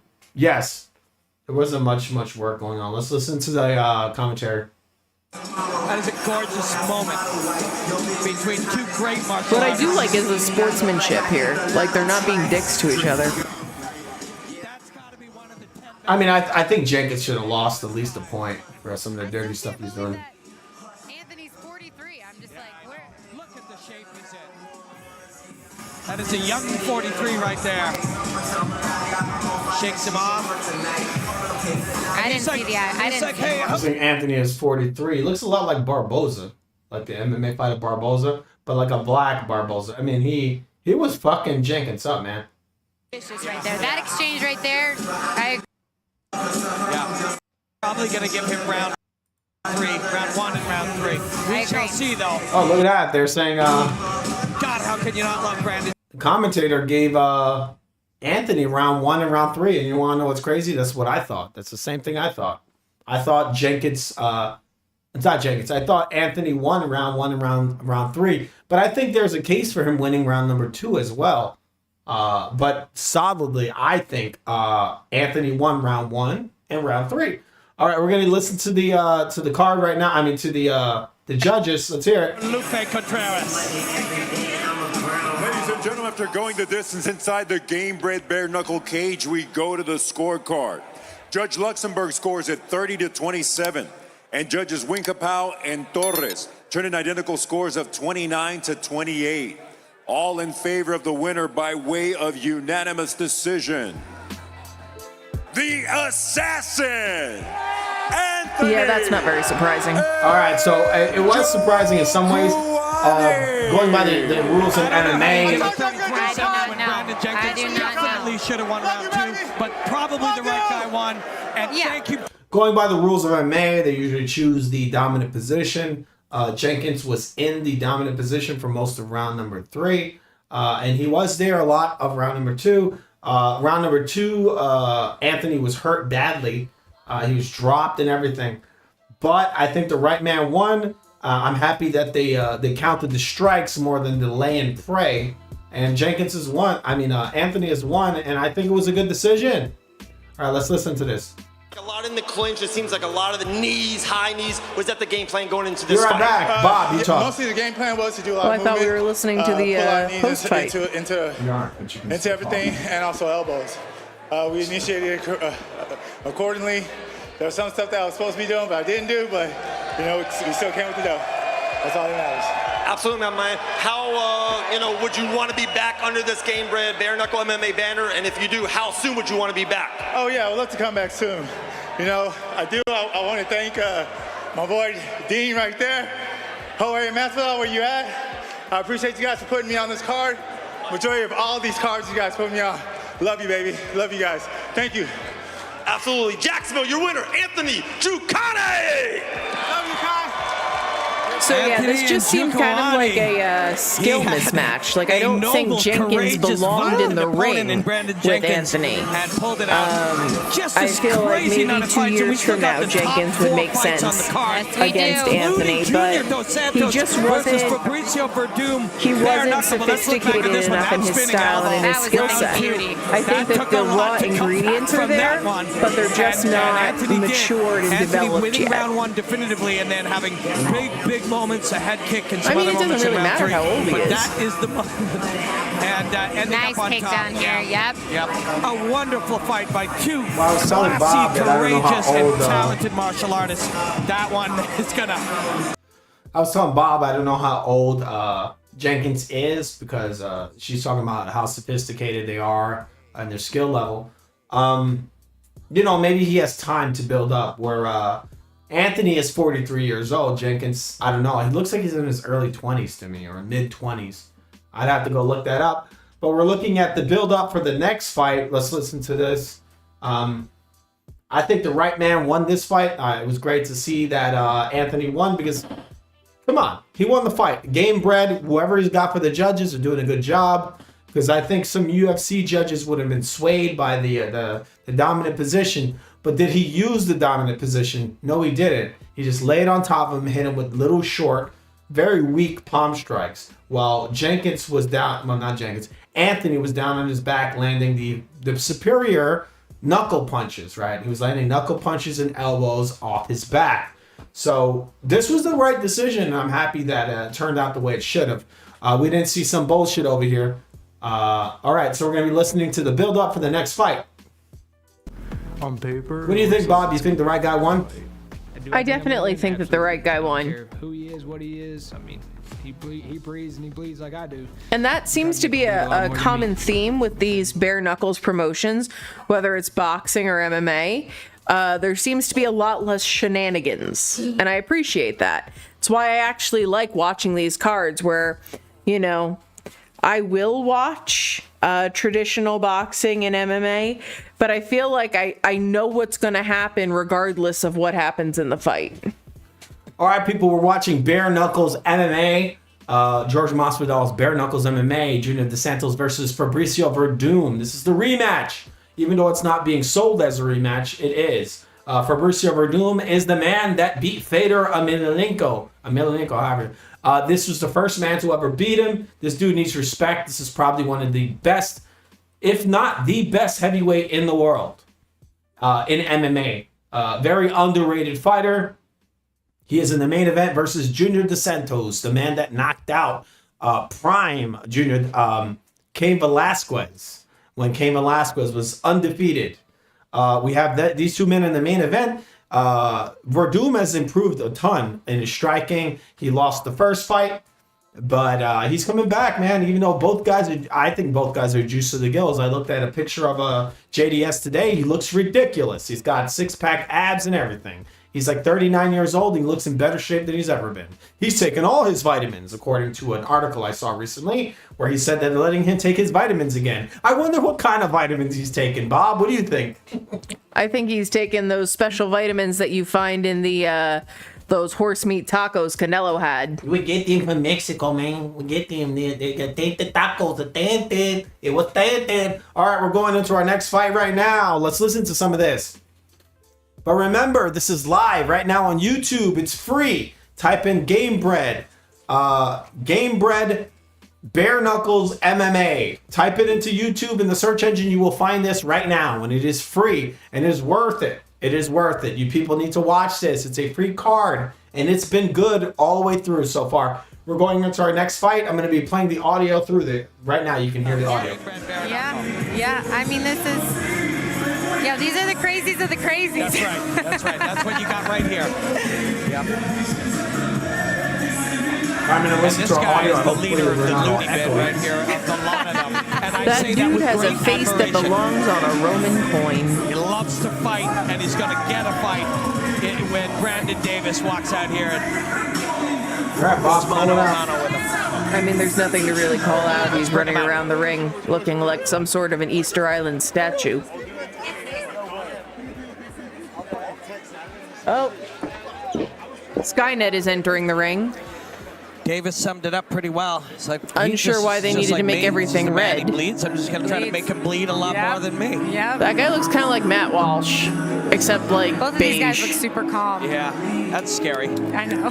Mateo Walsh. I got some needs. I need money, I need to breathe. I need for hundreds and I am skinny. I need the W. He has two dozen plus. Isn't Jorge professional Masvidal MMA fights also in like a other giant combat. nerd? He plays like Don't you get the D&D and feeling stuff. This man has walked to a yard to I'm not have a sure. fight Does he? many times in his life. Without a doubt. feeling There's no is. doubt in my mind. I don't know why that piece of information is in my head. I now have to go confirm Yes, it. I didn't know that. I didn't know George Masvidal was a nerd. Let's I'd have me to go look confirm. at Bob, if you Pause. want to look that up. Bob's going to look that up right now. She may be correct. Why else would I be here but for conspiracy theories and totally unhinged Everybody factoids? loves Bob, okay? Everybody loves Bob. Bob is here, everyone. Bob is here. You can find us at Twitch and Rumble.com. We are FU Sports. And on YouTube, we are on FUTV. FUTV. Remember that, people. Remember it. And every time you subscribe, you're rescuing dogs. Don't you want to rescue dogs? But I also have to tell you guys that there's one other thing I gotta tell you guys. Every time you subscribe to FUTV, a dog gets its wings. And you get yourself a FUTV branded poncho. Because it's rainy, man. It's rainy. And right before this fight, we have a motivational word from Canelo. Hey, Canelo, what do you have to say for this card? All right, that was amazing. Do you have anything else to say outside of Payday. Oh, whatever. Okay, he's got nothing to say. He has nothing to say of any value at all. Canelo, if you can't say anything of value, you better not be on here ever again. I'm gonna fuck you. Oh, come on. Whoa, you're gonna fuck us? What the hell? All right, we're going back to the card right now. Canelo's he's not allowed on here anymore. He's become completely perverted. We're going to listen to the build-up for this next card where both fighters are in the middle of the ring, and we're about to have a battle. Okay, apparently Jorge Masvidal is a major video game fan, player, whatever, gamer, and apparently he has been known to skip training so that he can play Call of Duty. Oh, Call of Duty, of course, yeah. He enters the Gamebred Bareknuckle. Gamebred seems like a good guy. That'd be awesome to play some video games with him. With a record of 8 victories against 5 losses. Fighting out of Des Moines, Iowa, the Bosnian Dragon, Ago Huskic. Apparently he has a very popular YouTube channel where he plays his favorite video games to almost 1 million subscribers. In his 26th professional bout with a record of 14 victories against 11 losses. And apparently we're all trying to make it over here. We're all trying to get our channels big. Why are you killing our channels? Apparently he skipped, on his channel, he skipped 2 training sessions so that he could play Call of Duty. So he's sort of like Dimitri Mighty Mouse Johnson. Yep. He's got his own video games. He's doing pretty good. He's got some amount of views. A lot of views. We're going into round number 1 over here, people. Oh, that's not the button I wanted to press. All right, we're going to round number 1 over here. We have both of our fighters in the ring. Fight. Apparently, he was live streaming a gaming session and he was ignoring phone calls from his trainer, who then proceeded to show up at his house to haul his ass to the gym, which I think is hilarious. Bird dog. I'll go into the corner here. All right. I'll go the southpaw. They really love to put the last names of these guys with these weird names. I was just about to say that we've got like a normal last name and then an unpronounceable last name. Yeah, we got just weird last name. I got a head kick from Davis. I think that's Davis, right? Oh, that wasn't Davis. That was, what's his name? That was, Davis is in red. Huskic. Huskic is the guy with the blue. Yep. So it was Huskic who landed the head kick. When you say Huskic, I think you're going to say Husky. It's spelled weird for a Hus kick, you know. There's an inside leg kick for Hus. Kick. I just say Hus. I like to say Hus. But he just kicked. You missed that. That was that was a golden opportunity, and you just let it slip on by. He did land the inside leg kick. Hus kicked. Exactly. Look at me go. She's amazing. All right. Damn us. All right, we got the outside leg kick from a Hus kick. We got Davis pressing forward. See, Davis is clearly and conveniently labeled. His side says Davis. So just in case you're ever confused, he's labeled. Yes, he is. They're both labeled. It's just like, it's weird. It's like, you know how people, their mothers write their names in their underwear. That's always been weird to me, where people write their own names in their underwear. Maybe it's in case they don't have identification, right? Outside of their undies. All right, there's another head kick from Huskick. I mean, if he loaded up on these, he would have knocked this Davis dude out already. That's So 2 head kicks in 1 round. Are you saying that Huskick is liking to kick? Yeah, I mean, you can really see how poor the defenses of some of these MMA guys in this fights, because you can see their fingers even better than in MMA. I mean, in regular MMA with the gloves. Not too big into the blocking techniques. There's another left Or lack thereof. They're just blocking with the fingers too much. I mean, you really got to use the whole arm. If you don't have gloves on, you need to use your arms to block, not your fingers. Hussick seems to be showboating a little bit. Davis is pressing forward. There's a leg kick there, right leg kick to. Doesn't Huskick. Davis look like a vaguely Hispanic Matt Walsh?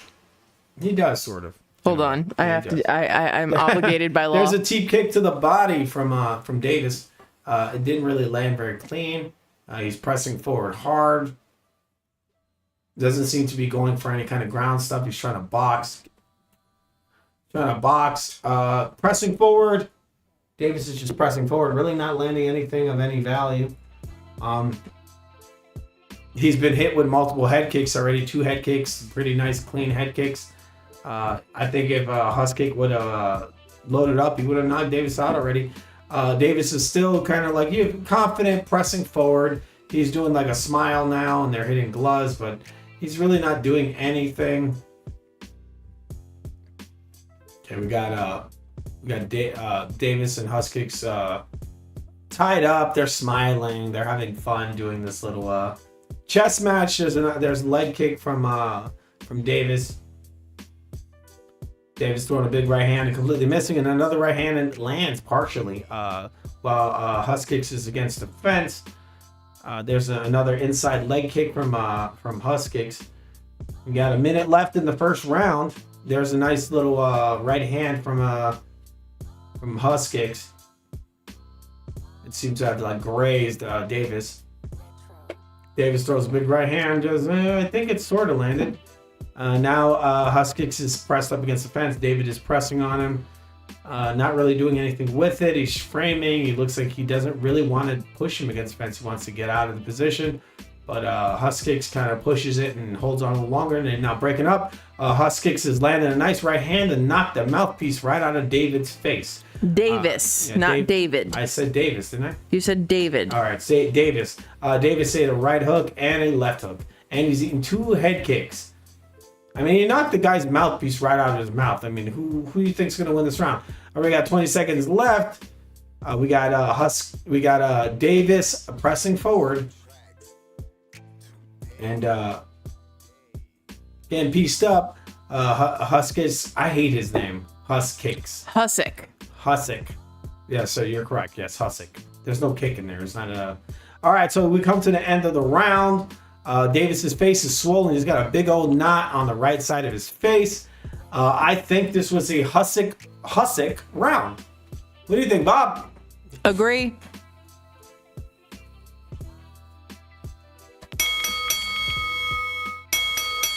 If he was switching to orthodox to maybe do head kick on the same side as the leg, because there were a couple times where Brandon was kind of reaching down to try and catch the kick and go up and then come up with it. There's the elbow. Oh my gosh! You guys saw that big right hand. There's no way. Yeah. No way. He thought about it. He thought about kill or be killed.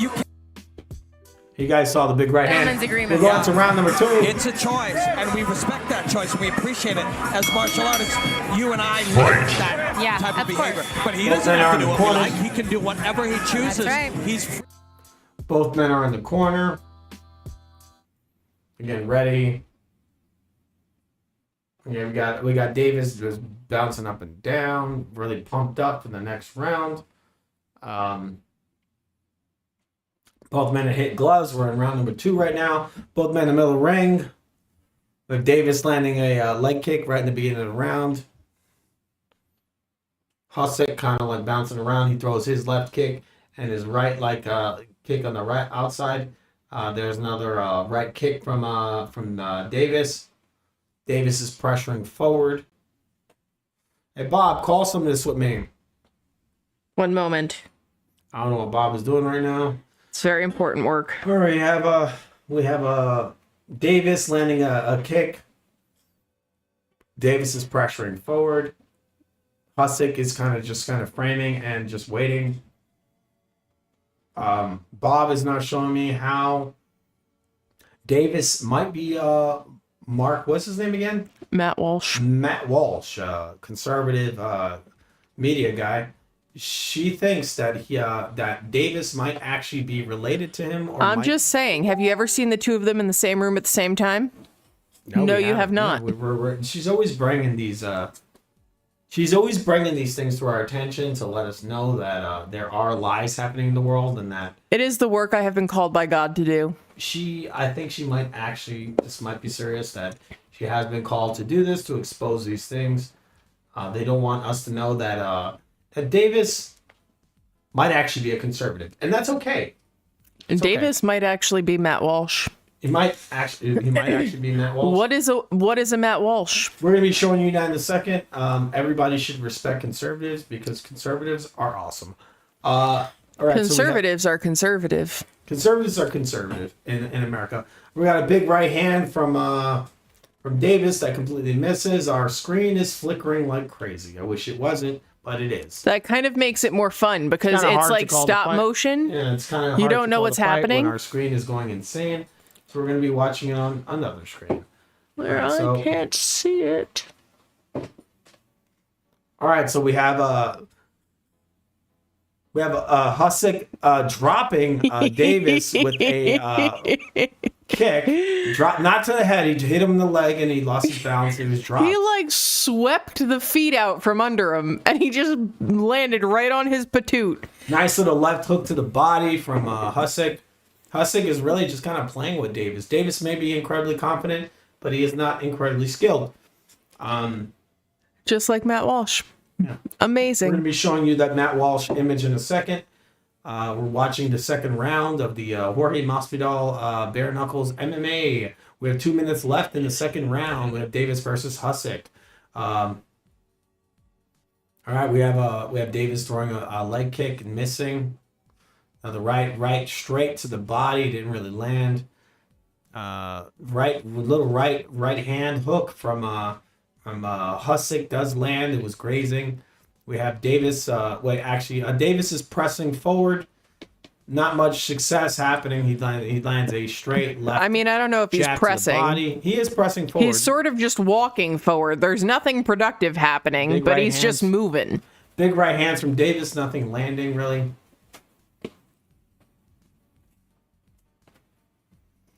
It's raining on our stream, and it's raining in real life. I was about to say that it's pouring rain outside. We are in New York, and it is pouring rain outside, and it's pouring rain in the studio. Do not disclose our location. In the FUTV studio, it is pouring rain. All right, we have a big head kick from Davis that completely misses. Then he do a left kick and it missed also. Weird fight, a lot of flippy floppies, a lot of strikes being thrown and not a lot landing. We have Husick throwing a right lead kick and it being checked. It was checked by Davis. Davis throws a right kick and it does land. Davis pressing forward, not much landing, just a lot of pressing with nothing landing. Davis throws a right kick. Husick catches it and then hits him with a left kick of his own. Davis is very confident. He did throw a left straight. Oh, big right hand from Davis. Now he's in a guillotine choke right now, and Husick is landing short knees to the head. Very odd second round. Hard to score. It's also kind of slow paced. Like even though a lot of things happening, neither one of them seems to be in a rush. Like they're just kind of cruising along. It's kind of boring. It's kind of a boring fight. I feel like what I've seen of this card so far has been skill mismatches. Like in the prior fight, Anthony was clearly the superior fighter. In this fight, Husick is clearly the superior fighter. And I almost think that it would have been more interesting to see Husick versus Anthony and Jenkins versus Davis. Like, I think that those pairings would have been more appropriate. All right, so we've come to the end of the second round. Very hard to score. I don't know who I would give it to. But we're going to be showing you this Billy Ray Cyrus. I think I might give it to... maybe I'll give it to Davis. He was the more active fighter, but I don't know. The better strikes, I think, came from Husick. We're going to round number 3, but we're going to be showing you this Billy Ray Cyrus image. Where is this image? Again, Bob? It is in your Facebook messages where you asked me to send it. So I'm looking for it. I'm showing you this this picture. We got Matt Walsh over here. We got Bob is showing us that Davis might just be the love child of I don't know if he'd be the love child. I think that Davis is Matt Walsh. Oh, he might actually be Matt Walsh. I agree. Have you seen, like, this is a very Clark Kent Superman this is moment. Without the glasses, yes. If you take Matt Walsh out of his button-down and blazer and glasses, you have Davis. I'm just saying. We're in round number 3. Right now, we got Davis pressing forward still. We have Davis pressing forward. Both men look kind of exhausted. I think Husick looks a lot more exhausted. He's just eating a right hook from Davis / Matt Walsh. There's a leg kick from Davis. It's an odd that these guys got these names that aren't very fitting. I mean, he doesn't look like he is a Davis. All right, so we got Davis pressing forward, heavily pressing forward, but he seems to press forward with no real hard strikes. Davis presses forward, throws a decent right overhand and completely misses, but it looked like if it landed, it would have been damaging. Really, Davis is pressing forward and really not landing anything. There's nothing impressive. It's just a lot of pressing. He needs to work on his accuracy. I mean, he's very busy running a conservative commentator channel. Yeah, how can he be in the gym? Yes, exactly. He's out there trying to figure out what a woman is. Exactly. He's busy. We got Davis pressing forward and eating a lot of shots. He's eating left and right hooks. He looks the part. He looks like an aggressive, tough guy, but he seems to be being outpointed.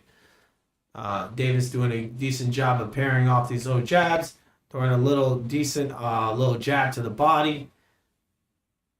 You got Husick doing weird, like all kinds of weird techniques. He's throwing left, right hooks, doing spinning back fists, all of it, and missing most of it.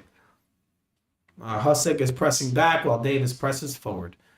Davis throwing a straight right hand to the body and missing. Davis with a right hook, missing, and then throwing another right hook and grazing with the second one. Husick with a leg kick on the outside, lands it. Throws a left straight jab and lands it. Davis pressing forward with no real strikes behind the pressing. It's a lot of pressure without striking. The straight right hand from Davis that lands on the body, right into the chest.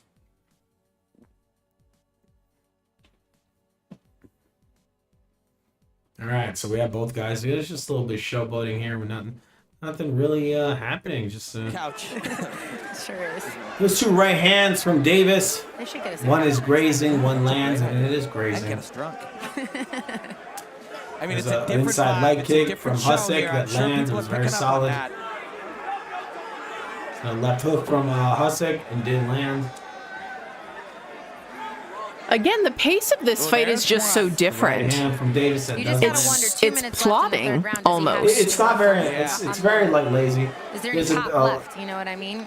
Big right head kick from Husick. Davis is coming in. He's doing what you want from him at this point of the fight, but not enough yet. And he hasn't. There's one. Oh, there it There's was. one.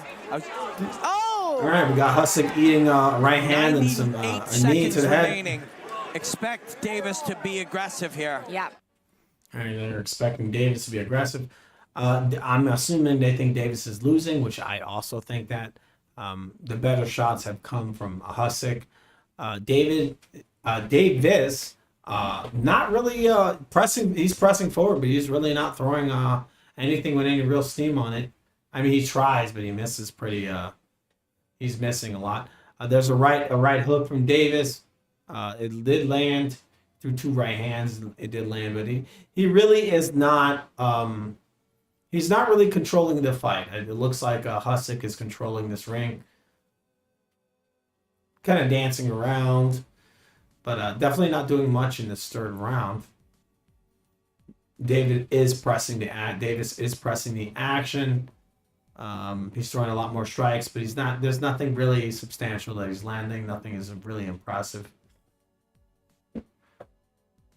He's pressing forward, and he's still pressing forward. He's got a big knot in his face still. Is it just me, or does it feel like this fight has been going on for approximately 37 years? I'm not impressed. This is not. If I was George St. Pierre, I'd say, I'm not impressed with your performance. I'm not impressed. But you know what's really sad? That's a sample I need to get. You know what's really sad? What? Even this fight is more interesting than literally any fight George St. Pierre participated in. I mean, he had some decent fights. I've seen more interesting fights between our 2 small dogs. But he was not the interesting part of those fights. We have Davis taking down Husick at the very end of the 3rd round. Husick is putting his hands up in victory, pounds on his chest. We're gonna see what happens. I think Husick won the fight, but who knows? We've come to the end of round number 3. You're watching FU Sports. We're watching George Masvidal's Gamebred Masvidal's Bare Knuckles MMA. It'd be cool. It'd be cool if he made a Bare Knuckles thing, because I mean, if you're gonna put the emphasis on the Bare Knuckles, you really should just have boxing, I think. But yeah, we come to the end of the 3rd round of this fight, Davis versus Husick, and we're gonna be listening to some of the post fight right now. Inflicting the most amount of damage that they felt was safe to do. I will go out on a limb and say on any other night, everyone would have loved that fight and cheered it. Yeah. But it's just been, we've had such chaos. Such nonsense all night long. And we still have the big 3 we do coming up. Including, of course, Junior Dos Santos versus Fabrício Werdum. Bareknuckle MMA. 2 former UFC heavyweight champions, of course. You don't need us to tell you that. If you're watching Gamebred Bareknuckle on Gamebred YouTube or Facebook, you know who the fuck Junior Dos Santos and Fabrício Werdum are. Amen. You do not need us to tell you. And yes, by the way, we, as Jorge did earlier, we can use like we're coming in for the decision, and I imagine it's going to go to Husick. To our man in the cage, Lupe Contreras. Ladies and gentlemen, going the distance inside the Gamebred in a turn of events, surprising literally nobody. Complete agreement with identical scores of 29 to 28. Still better than the Canelo fights. In favor of the winner by way of and the George St. Pierre decision. You know, it'd be interesting. The Bosnian Canelo Dragon. Versus GSP. Bam. Big, bloated, steroided, overrated jackasses. Rounds 1 and 2 for Ago. So Husick won the fight. But Davis, there till the end, aggressive till the end. Really poured it on in those final 5 minutes. Absolutely. All right, so I agree with this decision. What do you think, Bob?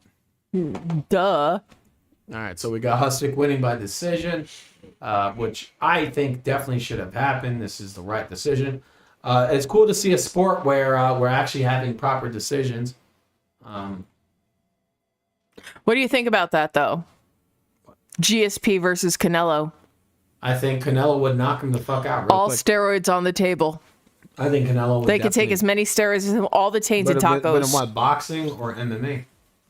Bare Knuckles MMA. I don't know. I think GSP would probably beat him because he would be. I don't know. Canelo's a little chunkarooski. He'd be able to lay all over him. All right, they're showing some replays of the fight. Obviously, Davis was not very good. He was pressing, but he wasn't pressing with any real strikes. Obviously, a win for Husick. I think that's his name, right? Husick. And I think that maybe Davis was just trying to take him down because it looked like, I don't know. No, he was striking. It just wasn't very good looked at it. like a skill mismatch. Like, that's something I will say about this card so far. I've seen skill mismatches where it doesn't look like the two fighters should be fighting each other. All right, we're going to listen to a little bit of the post-fight. Here we go. I love my dad. His mom just died a month ago. So this is for my grandma. I love you up there. I know she's watching over me. Thank you to everyone here. I love you guys. And this is the best sport in the world, bare knuckle MMA. There we go, guys. Jacksonville, give it up for your winner, Agu. Who the hell is this guy in the powder blue suit? Like, is he somebody relevant?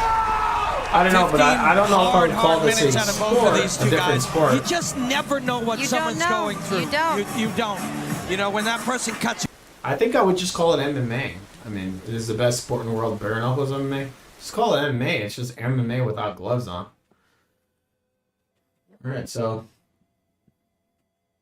we're watching the highlights of this fight. A decent fight, nothing too crazy. Maybe they're just super skilled and they were hard to knock each other out. There's still some more post-fight. Let's listen to this. MMA Heavyweight Championship, my man, how you feeling? I feel fabulous. What you guys think about the show tonight? God damn. Last question for you. Let me, who do you think's gonna win? Junior Dos Santos, Fabrício Werdum. And it's a tough call. In the situation that I'm in, I don't really care, man. Either one of these guys, they're both legends. Either one of them, I'm gonna bring my best self. And I'm focused on Roy Nelson right now. Right. I'm gonna knock him out.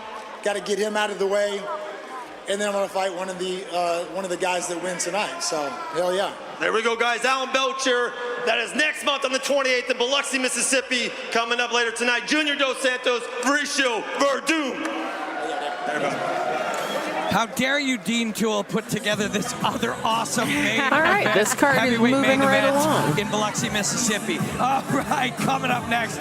This one people have been jazzed about as well. That's right. Rivera, Irwin Rivera versus Joshua Wide Open Weems. I'll give it to you. You're going to have a drink because these are dogs. I said it. All right, get ready for our next fight. Don't take a bathroom. That is something else. These cards are packed. Like, there's a lot happening. 1 second. Sorry, we had. I'm trying to show you guys the first Werdum versus Junior Santos fight. I'm going to show you the. I'm trying to refresh my mind. I think it was the first round knockout. It was all the way back in 2008. Long time ago, wasn't it? That's crazy. That was that long ago. That's insane. 2008. How many years ago was that, Bob? That was a long time ago. 2008 is 15 years ago. Yeah, it's not crazy. 15 years have passed since these guys fought. This is the rematch 15 years later. I wish my screen wasn't flickering like crazy because it would be easier to show this to you. But I'm going to be showing you guys the outcome of their previous fight. I know it was a knockout. Go with the uppercut. Boom. This is before Werdum was a big striker. Werdum has improved his striking a ton over the last 15 years. I mean, again, this is 15 years ago. Werdum was in his, I think he was in his 20s when this fight happened. I think both guys were in their 20s. They're now in their early 40s and early 30s. Sorry, not early 30s. Late 30s and early 40s. I think Werdum is a little older. I think he's in early 40s. And JDS is in his late 30s. He's about, I think he might even be 39 years old. All right, so this was I think it was a first round knockout KO. So we're going to see what happens in this fight. This is 15 years in the making, this rematch.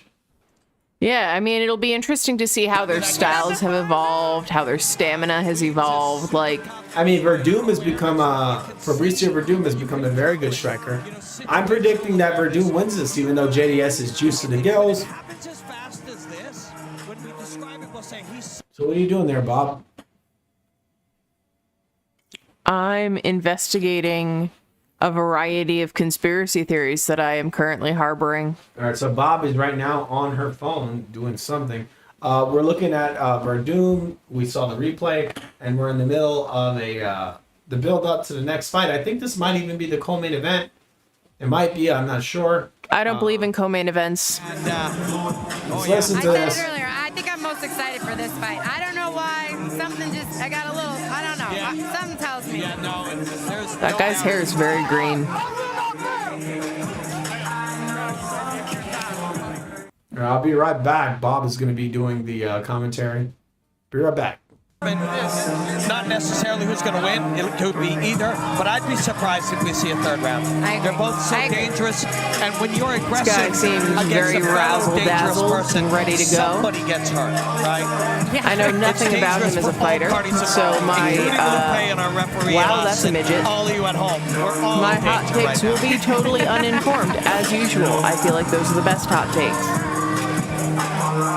But yeah, sometimes There's like it some really does sort come of down moral to how obligation to fast have terrible you can tattoos if you are in what is these happening sports. and respond. I'm not sure we why. Say react. A reaction is the thing that happens automatically. A response is trained. A reaction is an untrained thing. A response is trained. So you train your body to respond in the way that you need it to respond. A lot of times we judge the decisions that a fighter makes.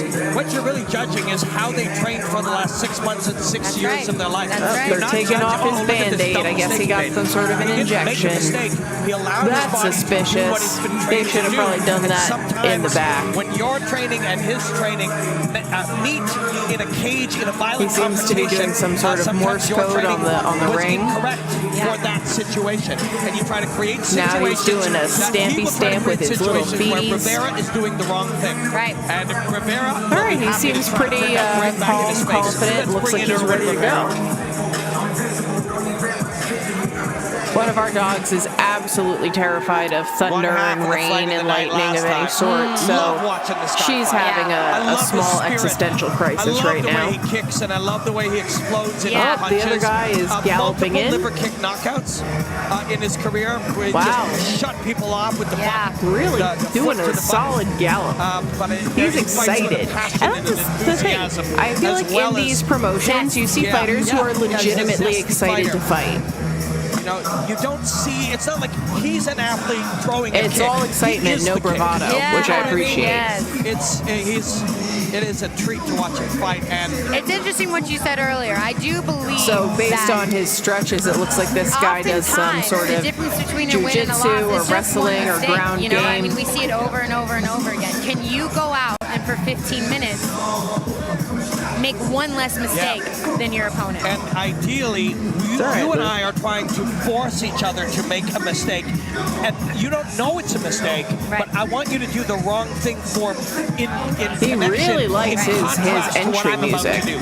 And that subtle negotiation between two trained brains is happening at lightning speed where you get kicked in the face. We are being Vaseline checked and then sent into the ring. It's nuts. We're nuts. Yeah, we're all crazy. But these two guys are about to just give us a delicious dose. Oh my God, all right, this guy is like somersaulting, Weaves to the eye, skipping. to the naked eye is all the right, taller, longer I've fighter. got high But if hopes we for take this a young look, man. 5'8" to Erwin 5'6". Rivera. You know, Erwin has a pretty long reach for a 5'6" fighter. A little older. Well, that pretty makes sense now. experienced. A little guy. Screw the numbers. Let's just get the violence. But you know what? Their reach is exactly the same. So while Rivera is 2 inches shorter, he seems to have disproportionately long arms. The king of tequila this contest. 3 rounds or less in the bantamweight division, our judges are Barry Luxembourg, All right, we're getting ready. and Daniel Torres. In charge of the action, referee. That was an absurd level of emphasis to put on the ethnic elements of Miss Torres's name. 135 3/4 pounds. Tonight, he enters the Gamebred cage in his 15th professional bout with 11 victories against 3 losses and repping Pearl, Mississippi, Joshua Wide Open. Wide Open? That's a weird name. Why do they call him Wide Open? Cage in the red corner.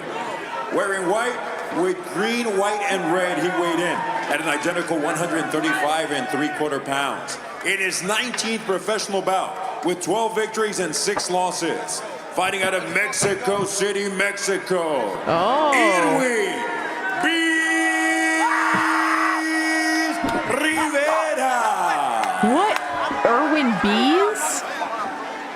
I love watching both of these two gentlemen fight. What in all It is the going to be a tarnation? treat for us when they fight each other.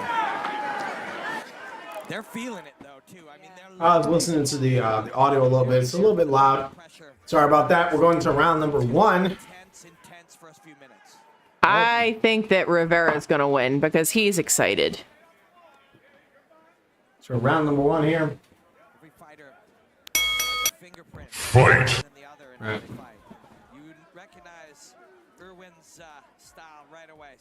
I was listening to some of the audio on the. Sorry that the Gamebred audio was a little louder than Bob, but I got it all fixed up now.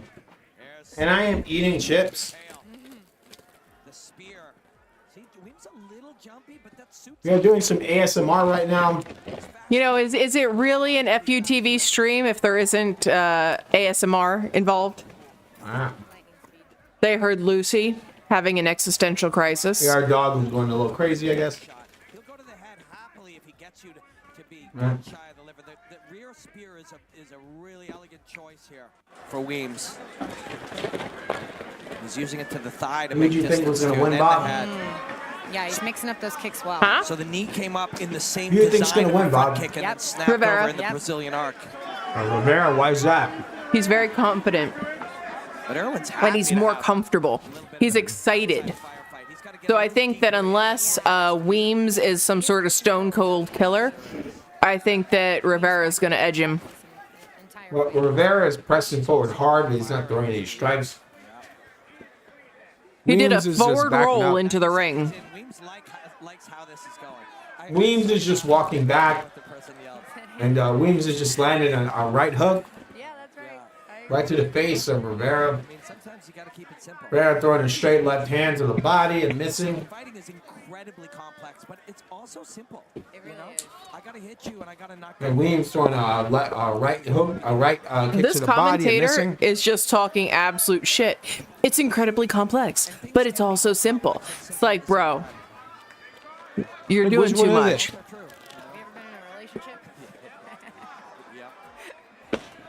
And so we got Rivera coming forward hard, pressing forward. Also, Rivera's first name is Irwin. You know he's had his ass kicked during his life. Yeah, Rivera. Mostly leg attacks. If he's gonna keep throwing, oh, there we go. Yeah, you're right. If you're not afraid of it, yeah. Yeah, Bob. Weems drops immediately We got Weems taking Rivera down. But I think Rivera got Weems down first, and then Weems capitalized on it. Mm-hmm. And Rivera has been smiling this whole time, which is like a little bit disturbing. Yeah, Rivera's on his back right now. Weems is just kind of improved his position. Rivera's just smiling the entire time. Rivera trying to land a little short elbow on the ground, left elbow. That's chain wrestling at its finest, and that's what we were talking about earlier, where it's It is pouring rain right now in New York. Hopefully our stream does not shut down. Do not reveal the location I'm not revealing of the location. FU headquarters. We got Weems is on top. Weems is doing his best GSP cosplay. He's just laying on top of Rivera, not doing anything, just holding him down. Is that racist? Is he being an oppressive colonizer right now? Who is? Weems. He might be. He's holding Rivera down, man. I feel like he should get canceled. Does it say on Rivera's back? I don't know, something stupid. Said something, I couldn't understand it. It was pretty good lettering, whoever did it. I think his ring name is Beans. I think it was his blessed or something. You know what?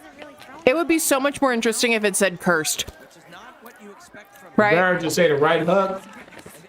He's pressing forward. Rivera pressing forward, but not really landing anything, getting pieced up. Weems throwing a left and a right hook, and then pressing forward, trying to get a double leg.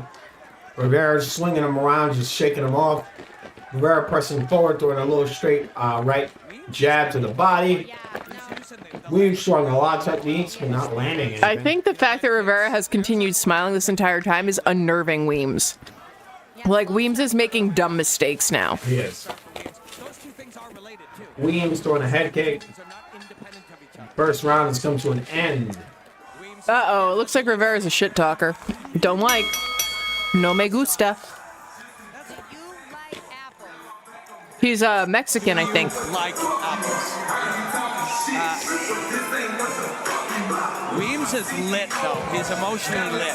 You see it. Yeah. There's that straight up knee, Brazilian arc, kicking from the outside, going to the spear, using the kicks to maintain distance, and the second you penetrate, I told you it was a strike that put Weems on his ass. He's going to take you down. Really, really smart. Yeah. Own the outside and own the inside.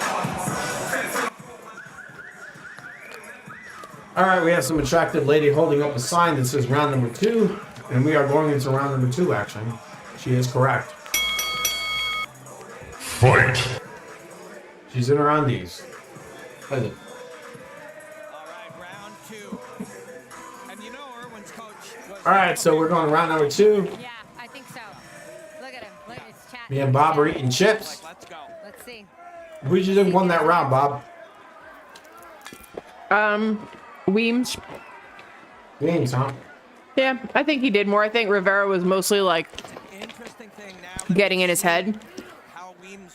Yes, and Rivera is pressing forward just like in the previous round.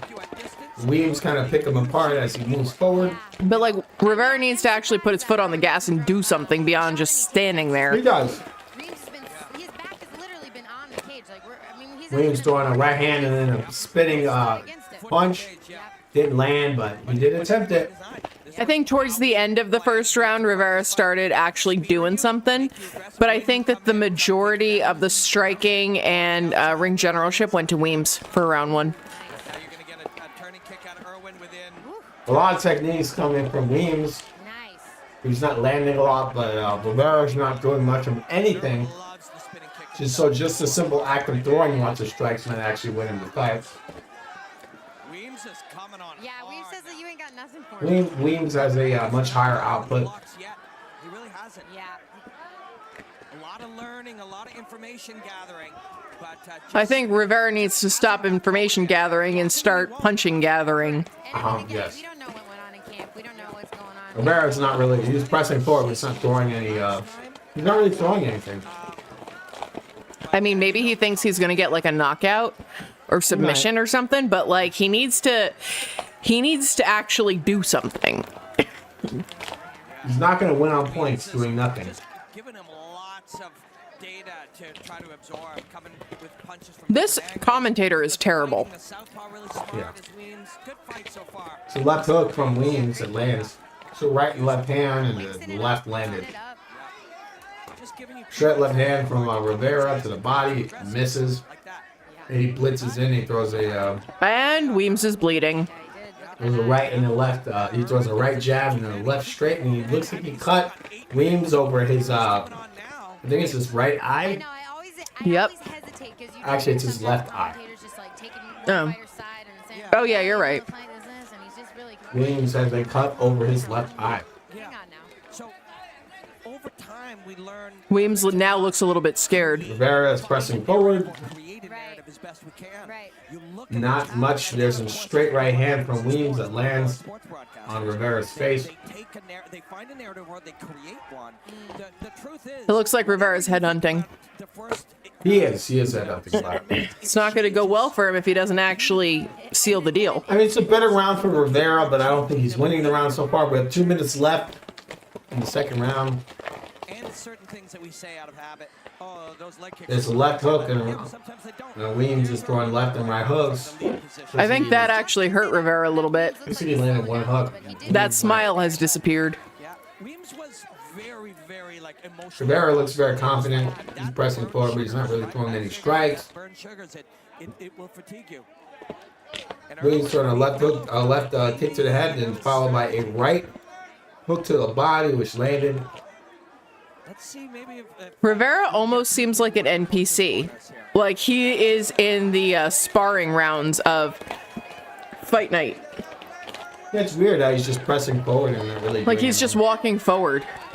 He is. He's pressing forward, not doing much of anything.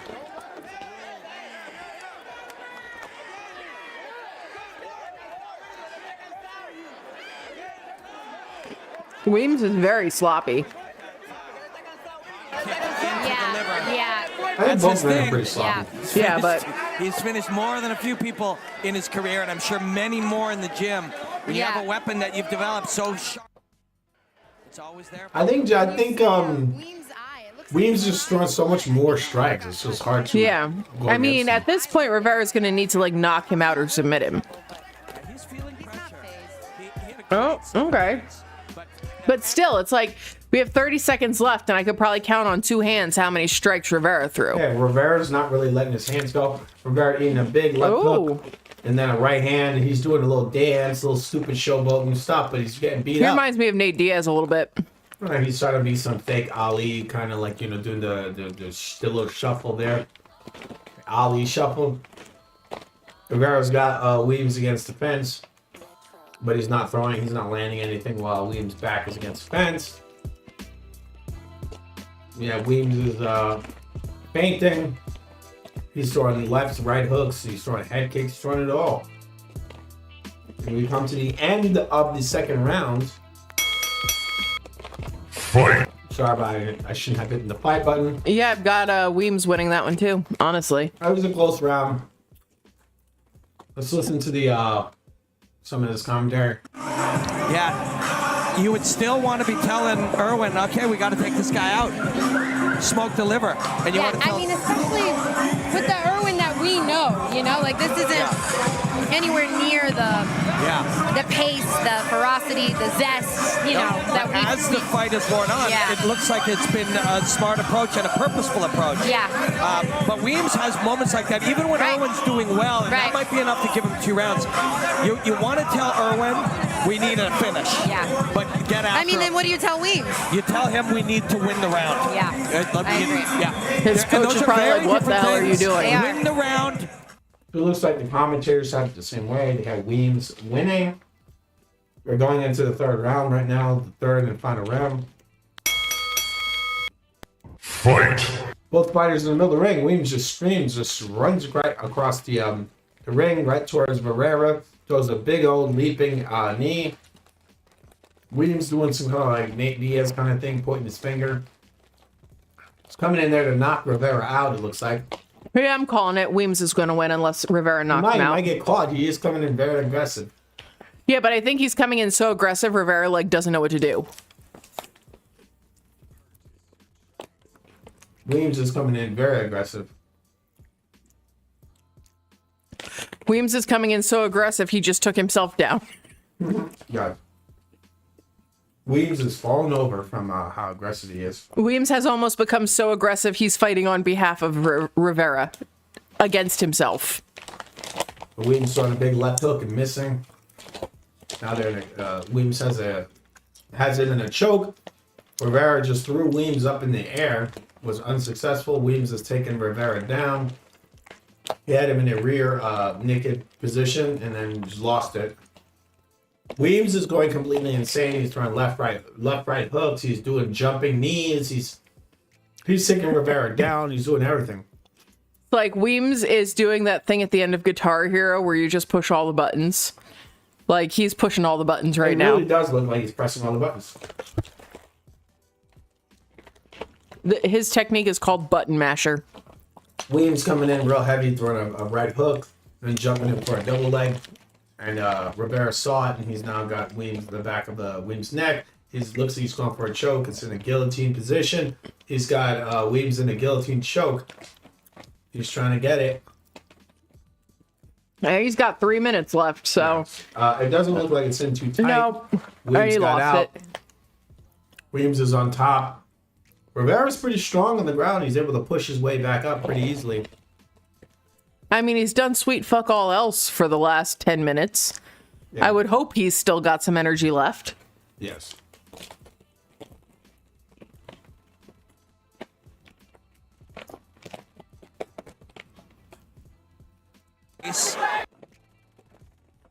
Behind the right. now it's just weight.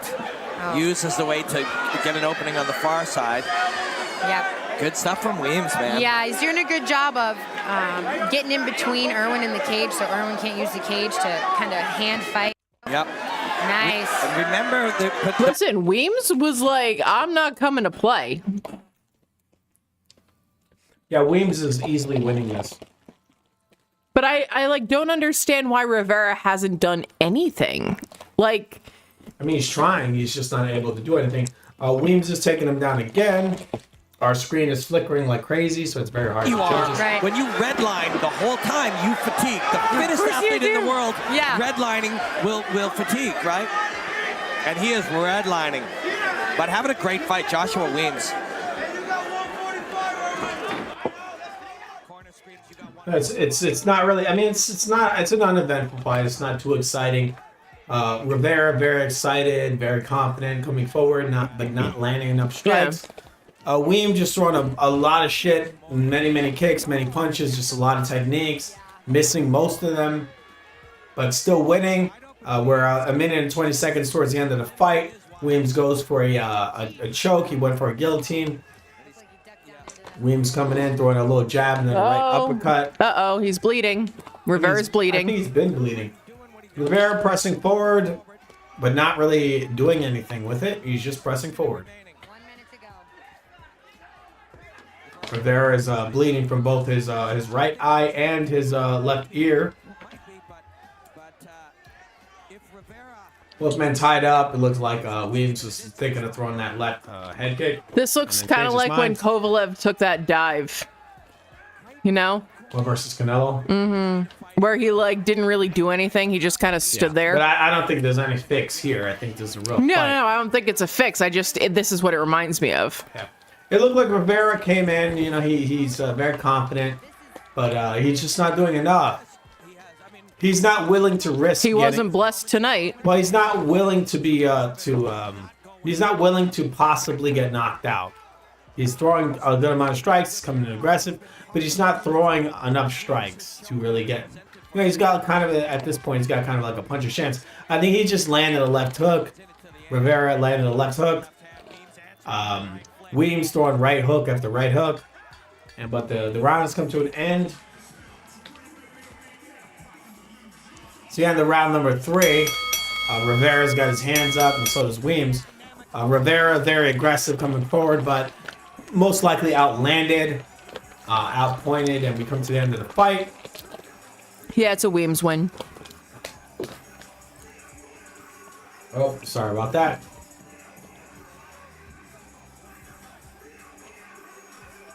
Badtattoos.com, man. I wish Maybe I'm gonna do that. Our screen wasn't flickering like crazy. Maybe I'm gonna make that website, badtattoos.com, and it's just professional fighters, athletes, and, you know, celebrities with terrible tattoos. It's like you definitely have enough money to do better than this. Sounds like a good idea. All right, so we come to the end of this fight. I think Weems won it. Mr. Blessed wasn't very blessed. He lost. I think he lost. We're gonna be listening to this decision. Here we go. Sorry for all the ASMR. We're eating chips. We didn't eat dinner yet. All right, here we go. Let's listen to this. And I'm a big fan, but big fan of wide open Weems too. And that's as hard of a non-stop sprint of a fight as of a performance from Weems as you ever see. Literally sprinting for 15 minutes.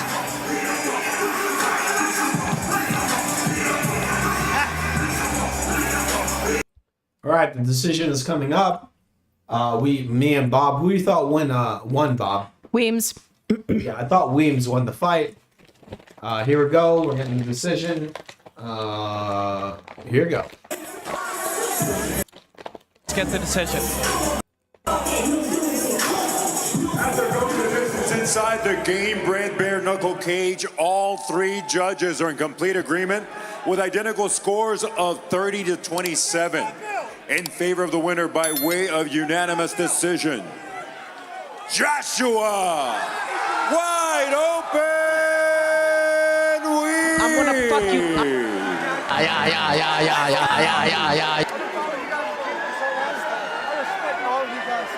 right, Bob. So you think You know what? I think the right appreciate guy that won? he immediately went over and he's like, I respect all of you guys. You know what? Sportsmanship. You think it was the right call? Weems Duh. won? Yes, we both thought Weems won the fight. Let's listen to some of this. I think we're coming up on the main event. Let's hear this. Hyper aggressive, super fast twitch. Yeah, and I mean that gas tank there. I was like so sure that he was going to come out in the third round pretty cautious. Like there were anecdotal signs of fatigue, but he fought right through them. Yeah, he sure did. I mean, you have to be experienced enough to even identify them, and despite them, he had no problem. All right, they're showing the highlights of the fight. They're showing Weems landing all kinds of strikes. You know, if Weems cleans up his skill set and he's a little less sloppy, he'd be a really exciting fighter to watch, to be honest. I mean, both guys came in. They were both game. Going real aggressive. We're going into the co-main event. I thought this was the co-main event. Let's listen to this. And that is a wonderful martial artist. Let's do this one.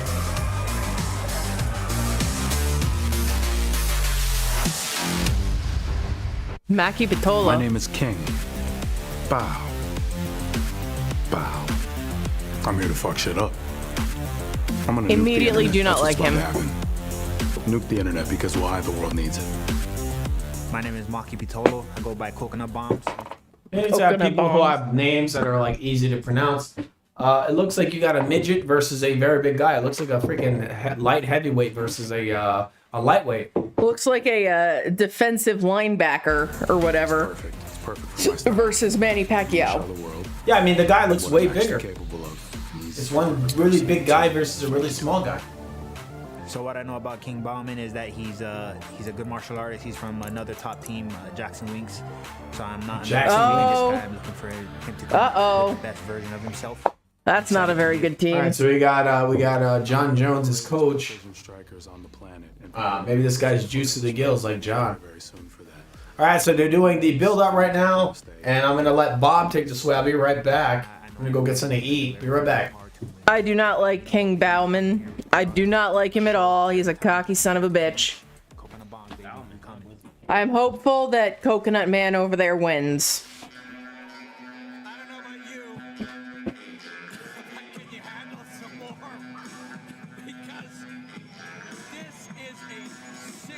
Oh, is he Filipino?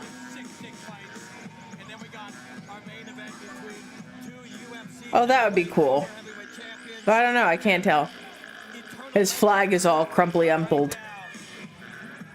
I think it's hilarious that he calls himself Coconut Bombs, though. Coconut Bombs. That's funny. And it's much better. Like, you know, I feel like guys like King Bauman take themselves too seriously. Like, first of all, sir, your name is Joel. Your name is not King. Nobody organically calls you King. Your name is Joel. Just be Joel. Stop the nonsense, first of all. I would love to see the day that one of these guys who calls themselves like Rex and King and all of this like pseudo alpha male crapola actually organically is given that name. Never once, not even one time. It is lies, it is propaganda. This guy, though, calls himself Coconut Bombs. That's funny. It's approachable. Superior ring name. Looks like he used to have gauges in his ears, though, so that's -1 point from Gryffindor. We don't like it. But if I had to sort these guys into Hogwarts houses, Coconut Bombs McGee over here would be Gryffindor, and Joel, because I refuse to call him King. That's stupid. Joel Bauman would be Slytherin. He's like Draco Malfoy, but bigger.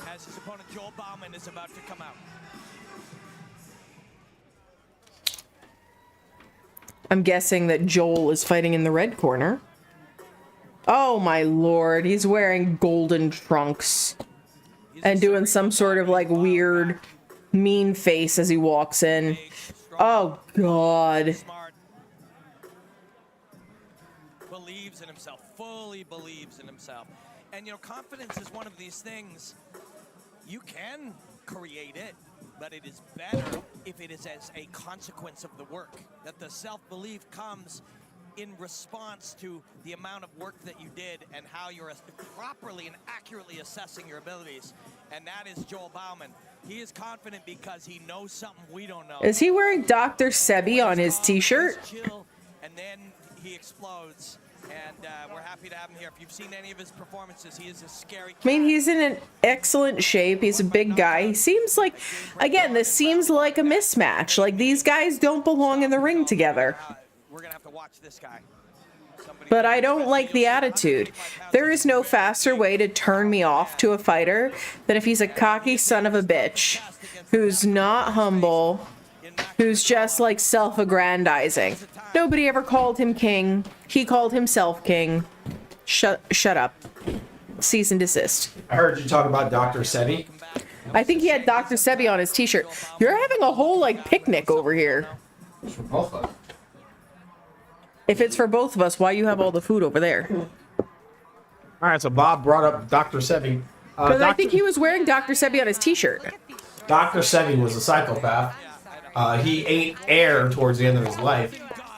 Which is why it was the end of his life. I mean, some of the things he said I agree with, but he was big into the whole idea of like not making your body acidic.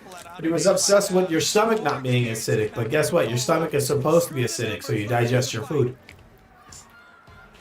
I am eating sausages right now. Me and Bob are eating our late dinner.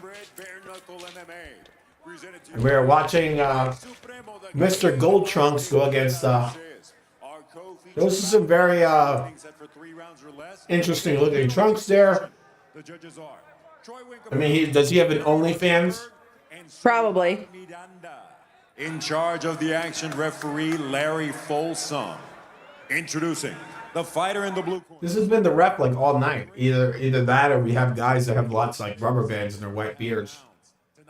In his 26th professional bout, with a record of 15 victories. I am eating a sausage. I'm eating some other junk food. That sounds very homosexual of you. It's not as homosexual as that guy's.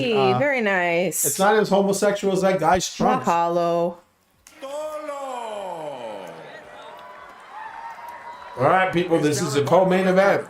Clad in 24 karat gold, he weighed in. No, he's not. Shut up. That's spandex. 12th professional bout. That's some tight trunks, man. 8 victories against 3 losses. Clad in 24 karat gold. Get out of here. That's as realistic as somebody organically calling him king. What the fuck? I feel like he's just preparing to join the WWE. That or he's trying to get into Brazzers.com. Moves like a cat. All right, so we got this, that's some kind of porn site I've heard. That or like OnlyFans, isn't that porn? What? Yeah, OnlyFans. Yeah. All right, so we are right now at the beginning of round number 1. Both men in the center of the ring. Fight. We were talking about feints. Oh, what the fuck is he doing? Oh, God. But different feints, He's trying to be freaking Jet Li over here. That can actually be much more effective than just a bunch of abs, right? Some interesting techniques from Bowman. Is that how you pronounce it? Bauman. Bauman. Bauman just eating a right hand to the face. Bauman is that's a Winklejohn fighter, right? He's throwing those John Jones kind of bullshit like kicks to the knees. Apparently, Joel Bauman did a podcast where he's saying that you can feed off the sun. So I'm thinking, yeah.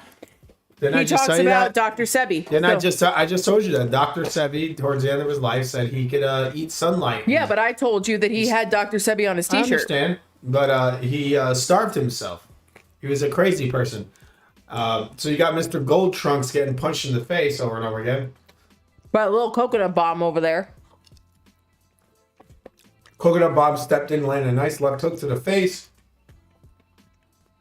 He's got He just mushed Joel's face all out of his way. You got Gold Trunks is against the fence right now. You know, Coconut Bomb's is a little guy, but look at those legs. He is thick. Coconut Bomb's got some thick legs. Yes, he does. Mr. Gold Trunks has got very thin legs. Winklejohn has a fetish for Spider-Man, for dudes, black dudes with really skinny legs. Mm-hmm. Maybe he was very busy eating sunlight and he couldn't get to the gym for leg day. Gold Trunk is against the fence right now, getting pressed on. He's defending pretty well. He hasn't been taken down yet, but he's wearing some of the most gay trunks I think I've seen in a long time. It looks like he's wearing a gold thong. I think he's just preparing for the crossover into WWE. He's looking for an OnlyFans career. He's now, both men are on the ground. Gold Trunks is trying to get Mount, how do you pronounce that dude's name? Mr. Legs? Pitolo. Pitolo, alright, so Pitolo just got kneed in the nuts pretty damn hard, and he is down, screaming in pain. Pitolo was down. He's been hitting the nuts. That's one way to create a little distance when you're obviously losing. Yep. Gold Trunks was losing. He's getting beat on. And now he's gotten space because he throws a knee to the nuts. It's a very John Jones-like move. Mm-hmm. Showing a replay of this low blow. Wish we could see it. Our screen is flickering. Both men are back in the middle of the ring. And move this. A big left hook from what's his name? Sorry, our screen is flickering. It's kind of hard to watch the fight when the screen is flickering. We have Gold Trunks throwing a right hand. Eating a grazing right hand to the chin. Gold Trunks. I'm just going to call him Gold Trunks because, I mean, it's ridiculous, these trunks this guy's wearing. He's wearing some metallic freaking, like some booty short. Not booty shorts. I mean, this is like what a woman would wear. A slutty woman would wear. There is a slight hint of butt cheek hanging out the bottom. I mean, this is one of the most homosexual looking pair of trunks I think I've ever seen. I mean, he is wearing like booty shorts. And his cup is like massive. It looks like he's got like the biggest fucking dick in the universe. He's wearing a diaper, basically. Yeah, he's wearing a diaper. Yeah, what the fuck is this? Like, he's wearing a golden diaper. Why are you wearing that? Why did you come to the ring wearing that? You're a man? Look at this guy. I'm going to show you. Oh, no, sorry about that, people. I'm going to show you some of this for a second to show you what this guy is wearing. He is wearing some ultra booty shorts.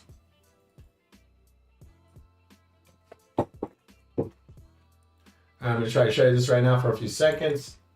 Can't show you too much because Masvidal might get a little pissed. I'm going to show you a little bit of these booty shorts. Oh, I'm going to get some of this crap off the screen.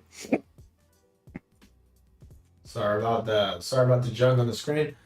All right, you see it. Look at it. This guy's got like the biggest fucking cup in the world. It looks like he's got a massive pineapple dick in there. And he's got like the tightest shorts in the world. I mean, look at you see the shorts. It's ridiculous. What do you think? I mean, those are basically underwear. Like what? Does this cup really need to be this big? I have a sneaking suspicion that Coconut Bombs over there is going to knock this guy out. Am I wrong about the cup and the shorts? I mean it's ridiculous. It looks ridiculous, doesn't it? Like, realistically, when he started walking to the ring looking like that, they should have turned his ass around. They should have dress coded him and been like, nope, you go put on proper pants. Yeah, I mean, sir. he looks stupid. All right, so we got oh, well, he almost got kicked right in his gold dick. All right, so we come to the end of the first round. I would give that to Pitolo. Oh, sorry. Round one's over, people. All right, so let's listen to some of this commentary.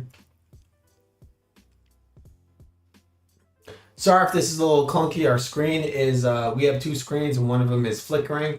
I think I have to change the power supply on my computer. Hopefully that fixes this problem. Out of that one.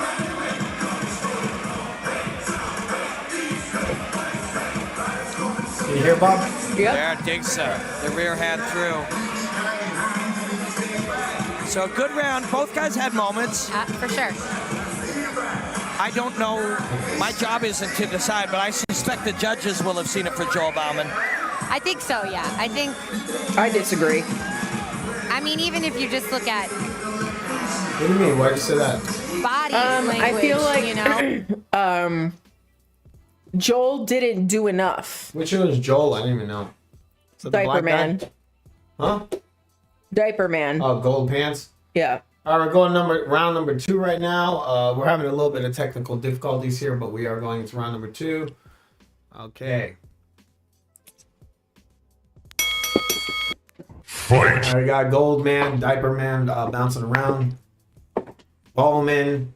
Is that how you pronounce that? Yeah, Bowman. It's a very kind of Jewish sounding name. Interesting. He's got a crucifix on his back with Jesus on it. Am I right? I don't know that that's actually Jesus. All right, so or if it is, it's very badly done. So Bowman just got kicked in his leg and he landed his own kick. He's pressing forward. Not really. He's kind of just standing his ground in the middle of the ring. Ballman is kind of just standing here in the ring. They should call him Ballman. Patolo. Is that how you said that? Patolo? Patolo, yeah. Yeah, Patolo throwing a right leg kick, missing. Gold Pants stepping forward with a right hand, missing. He's missing the majority of his strikes. There's not much going on here. A lot of missed strikes. Just kind of an arrogant fighter. You know, he's dancing around these stupid Gold Pants, doing these ridiculous techniques. Missing most of them. Yeah, you see that's a crucifix with an alien on it, on its back. No, look at it. Right, I can't tell. He's very dark. I can't see what that is. It's amazing. He looks like he has a dream catcher on his chest. Mm-hmm. He's just all over the place with these cheesy tattoos. I mean, he put all that work and got that tattoo work done. You can barely see what it is. And then he has an ohm on his neck. He's too dark to have those tattoos. He should stop. Yeah, he should just wear jewelry. Patolo is bleeding all over the place. He is cut up. I don't know. He's barely getting hit, but I guess whatever is landing is cutting him up. Maybe he marks up easy. There's a right hand from Bowman, whatever. There's a little jab from Bowman. He's just all these techniques, but there's nothing impressive. He doesn't really commit to any of his strikes, and it's very distracting. Looking at his gold trunks that look like he's a fucking lady. He's just wearing. He looks like he's wearing his sister's slutty clothing. He's got a weird tattoo on the back of his head as well. You see it? Mm-hmm. Yep. I'm trying to get a clearer picture of his tattoos. Yeah. What are you doing? Looking for it online? Mm-hmm. All right, so he's landed a big right hand, Bowman. This might be the end of the fight. He's landed a good right hand. He wrapped it around the guard of Patolo. Looks like it's a TKO. It's a TKO. I don't have a TKO button, so I'm just going to hit the KO button. All right, so we got Gold Pants. Gold Pants Man has won the fight in not impressive fashion, but deeply unfortunate. It was just kind of like Patolo, just leaving a big old gap there for Gold Pants, only a whore to land that right hook around it. Let's look at this. Apparently, Joel Bowman lost a fight at one point and blamed having an STD. Wow. I think I actually saw that fight. Like I said, the motherfucker's wearing gold trunks and looks like a fucking whore. He looks like he takes it in the rear end the way he's wearing these tight gold trunks. It looks like he's into booty play. All right, we're going to look at some of this over here. I think I actually saw that fight. And he was dressed up like a hoe. I remember it. He was wearing a leather... See, look, that's the Dr. Sebi t-shirt. Yeah, he was wearing... I remember that fight. The guy was wearing a gold outfit. And then he called out pedophiles or something. He was dressed up like a dog. Am I wrong? I don't remember. That's crazy. I remember that fight. He was dressed up like. See, that's Dr. Sebi on his t-shirt. He was dressed up like some type of S&M gimp. He was wearing leather straps, and then he came out and he complained about having STDs. It's like, oh, no shock there, Mr. Gold, tiny Spanx. All right, let's listen to this. King Bowman.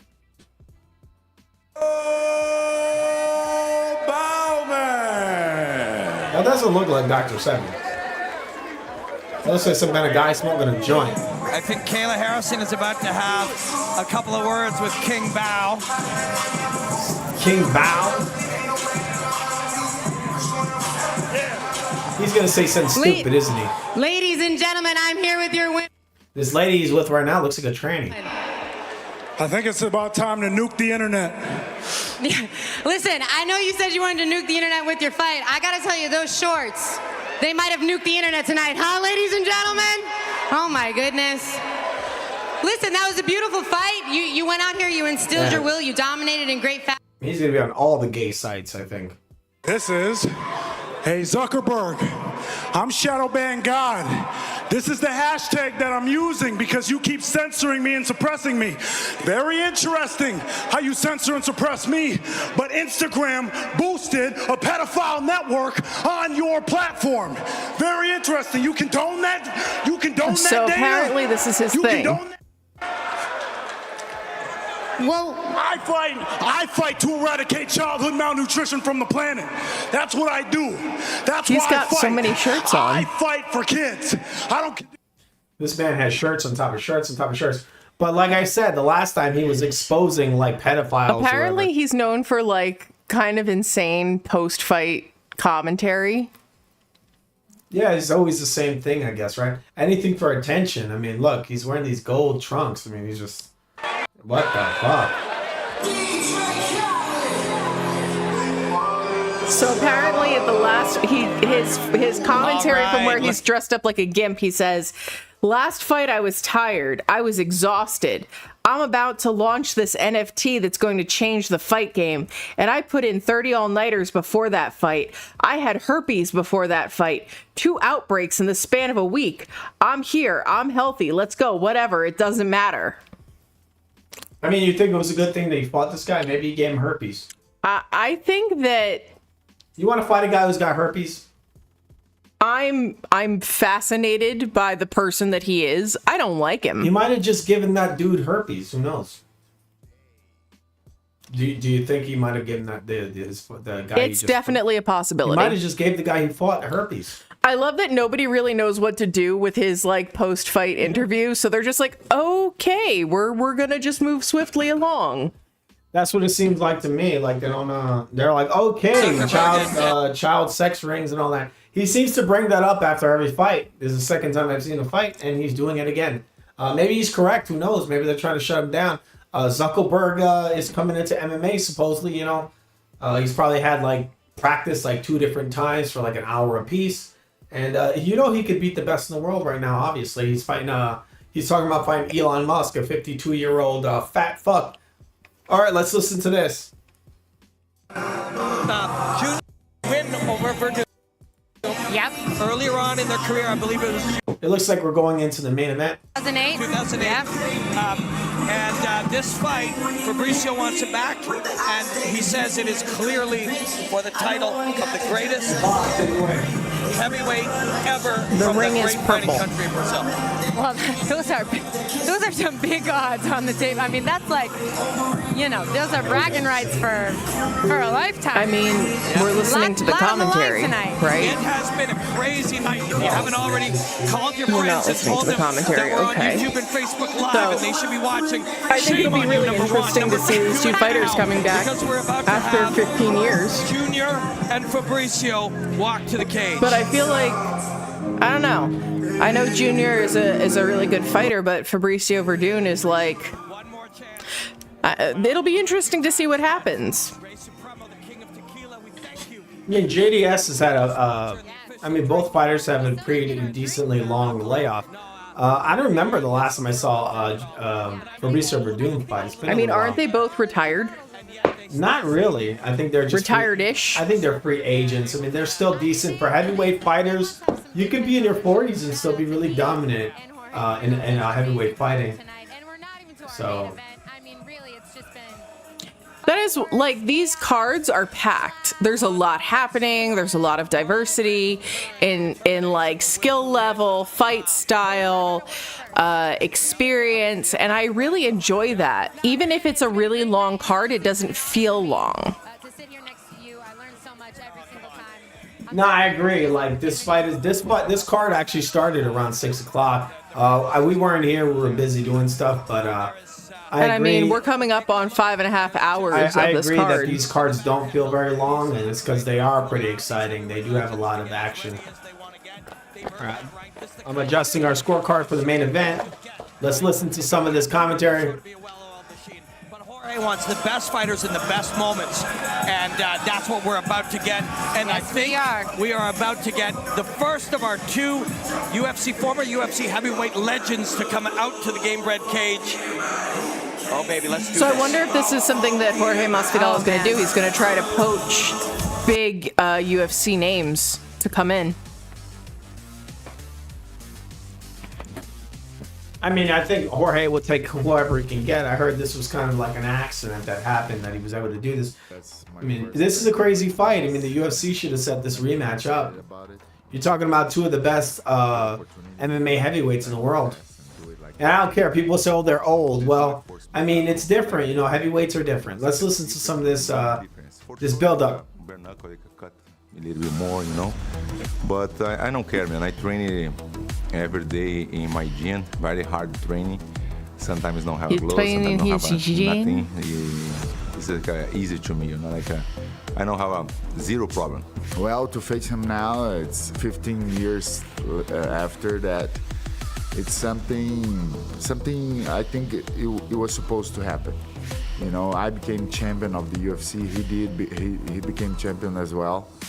And through all these years, they have been talking about the second fight. It never happened. Now it's going down. Because I don't care about this, man. I don't think about 15 years ago. You know, I just think about today and the fight. You know, I just think about the present now. I don't care about the past. Yeah, I'm gonna knock him out as soon as, like, I'm gonna take my time. I don't know what round it's gonna be because it depends on him as well. As soon as I start connecting my punches, it's going to kind of. All right, we're testing out our scorecard. The main event's gonna be happening in a couple of minutes. Let's watch a tiny bit of this. Going with that strategy. I believe like I finish him or a big surprise. Every time I have a surprise, like all right, both guys are juiced. Nobody expect I finish Cain Velasquez. Both guys are juiced. I'm expecting Werdum to beat JDS in this rematch, and then hopefully they have a third fight because he's improved a ton. He got caught cold in that first fight. It's insane to think that was 15 years ago. Both guys are barely into their 40s. This is going to be a good fight, I think. But I really think that Werdum is going to take it. But I heard JDS is back on the sauce. He's taking all his vitamins. We got Fabrício Werdum is now walking towards the ring. My lord, that is the most like Hispanic grandpa outfit I've ever seen. Fabrício Werdum is Brazilian, but he does look like a Hispanic grandfather. He's got his little slippers on. Werdum is walking to the ring right now. This is 15 years in the making. JDS is back on the sauce. Werdum is probably on sauce. I mean, you're looking at two of the greatest heavyweights right now in MMA. He looks like he's going to go outside and grill. He's about to grill. He's prepared to grill. He does. He is intensely ready for grilling. His back is covered in zinc. Fabrício Werdum's back is covered in acne. That is the oldest man to have back knee on the planet. That is called steroids. These guys are sauced up right now. Werdum is looking pretty jacked. Look at those shoulder bits. Yeah, he's looking pretty buff right now. Pretty intense. Getting Vaseline rubbed all over his face. No gold trunks for this guy. You don't need them. All right, Werdum getting his Vaseline. Let's watch this. He's getting Vaseline up. Our last fighter probably got Vaseline on the ass. I feel like his brow ridge has grown. Subscribe to FU TV, people, because every time you do, you're rescuing dogs. Don't you want to rescue dogs? That man is on all the steroids. He's on all of them. He looks like an orc. And this is why Canelo hasn't been able to do steroids. Fabrício Werdum took them all. Fabrício Werdum is taking all the steroids. JDS is also on the sauce. We're going into this is the rematch. JDS versus Fabrício Werdum. Anybody who doesn't know MMA, anybody who knows MMA should know who Fabrício Werdum is. He's one of the best heavyweight MMA fighters in the world. He would crush John Jones today. We don't talk about that legless bastard. So we have, I mean, I would love to see him fight Francis Ngannou or any of those guys. I think he'd crush all of them. JDS right now walking to the ring doing a weird grandpa number 2. He's looking a little bit like Michael Flatley, the Lord of the Dance. He is dancing his way to the ring right now. He has become the Brazilian Michael Flatley. All right, he's got that weird head. He looks a little bit like Jason Voorhees without the mask. His eyes aren't crooked, but he definitely looks a lot like him. He also looks like Kane from the WWE. You remember Sin City, the movie? Yes, yellow. He looks like the yellow guy. Yeah, he does. He looks like he's filled with urine. And his ears are sticking straight out the sides of his head like handles. He looks like that because he doesn't want to urinate for USADA because they'll catch him. So he's holding it in and he's turned yellow. I mean, he definitely went to an esthetician because he does not have back knee. He's been exfoliating. Yes, he's been trying to cover up his juice knee. He's hitting the tanning bed. He's doing the exfoliations. Yes, JDS is right now. He's going to get Vaseline put all over his face. He's getting ready to get in the ring. Much less pronounced brow ridge than Fabrício Werdum. Yeah, his nose is all fucked up. JDS's nose looks crazy. He looks like a Who from Whoville with that nose. Either he's been crushed, his nose has been crushed many times with punches and kicks, either that or he has got a terrible cocaine habit. Probably both. He might have both, who knows. That Brazilian coke is on another level. JDS is also on the sauce. As I read in an article recently, he says they allowed him to take all his vitamins. He probably said that and then immediately started giggling. All right, so he's 39. So that's correct. He's looking in great shape. He's young. He's younger than me. He looks older. All right, so JDS is 39 years old. Looking pretty damn good. Let's look at the tail of the tape. They're showing it right now. Wow, Fabrício Werdum is 7 years older than he wow, is. Werdum is 46. I didn't know that. I thought he was younger. Let's fucking go! Wow, is she cursing, huh? They have no problem cursing on this Gamebred Bareknuckle MMA. Even with the age difference, I think Fabrício Werdum hasn't taken the kind of punishment that JDS has taken. JDS has been in some big wars. Werdum is a pretty clean, high-level. He became a pretty high-level striker, not taking too much damage, and most of his wins, I think, were by submission. But I mean, he is ridiculous. I've seen him run across the cage and throw a flying leg kick into the guy's face. Pretty amazing. I mean, he's throwing some like dead or alive, like the Chinese guy in there, the Asian dude who's like Bruce Lee. He's like screaming across the ring, just running, throws a. I've never seen anybody throw a kick like he's done it. He's doing a jumping kick to the face. Starts now. All right, let's listen to this. I'm gonna be doing the that the ring dude with the announcements. really long locks is in there. All right, we're doing the ring announcements right now. Let's listen to this. Ring blue with black trim. He weighed in officially at 245 3/4 pounds. In 34 professional bouts, he maintained an outstanding record of 24 victories against 9 losses and 1 bout even. The 4-time Brazilian Jiu-Jitsu world champion and former Ultimate Fighting Championship heavyweight world champion from Porto Alegre, Rio Grande do Sul, Brasil. Vai cavalo, Fabrício Werdum. His opposition across the ring in the red corner. All right, people, right now you're watching FUTV. You can find this this card right now. It's on YouTube.com. If anybody's joining us late, this is on YouTube.com. You can watch this for free right now. This is Gamebred Bareknuckles MMA. This is the main event, JDS versus Fabrício Werdum 2. Go watch it, people. It's free. 15 years later. This is 15 years in the making. Both guys are probably some of the top heavyweights, MMA heavyweights in the world. It's happening right now. It's a rematch. JDS won the first one.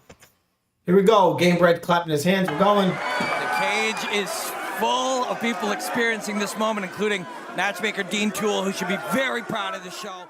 And of course, Jorge Gamebred. All right, these guys are pretty damn big. Even to this day. 46, I'm surprised that Werdum is that old. Mm-hmm. All right, so round number 1, people.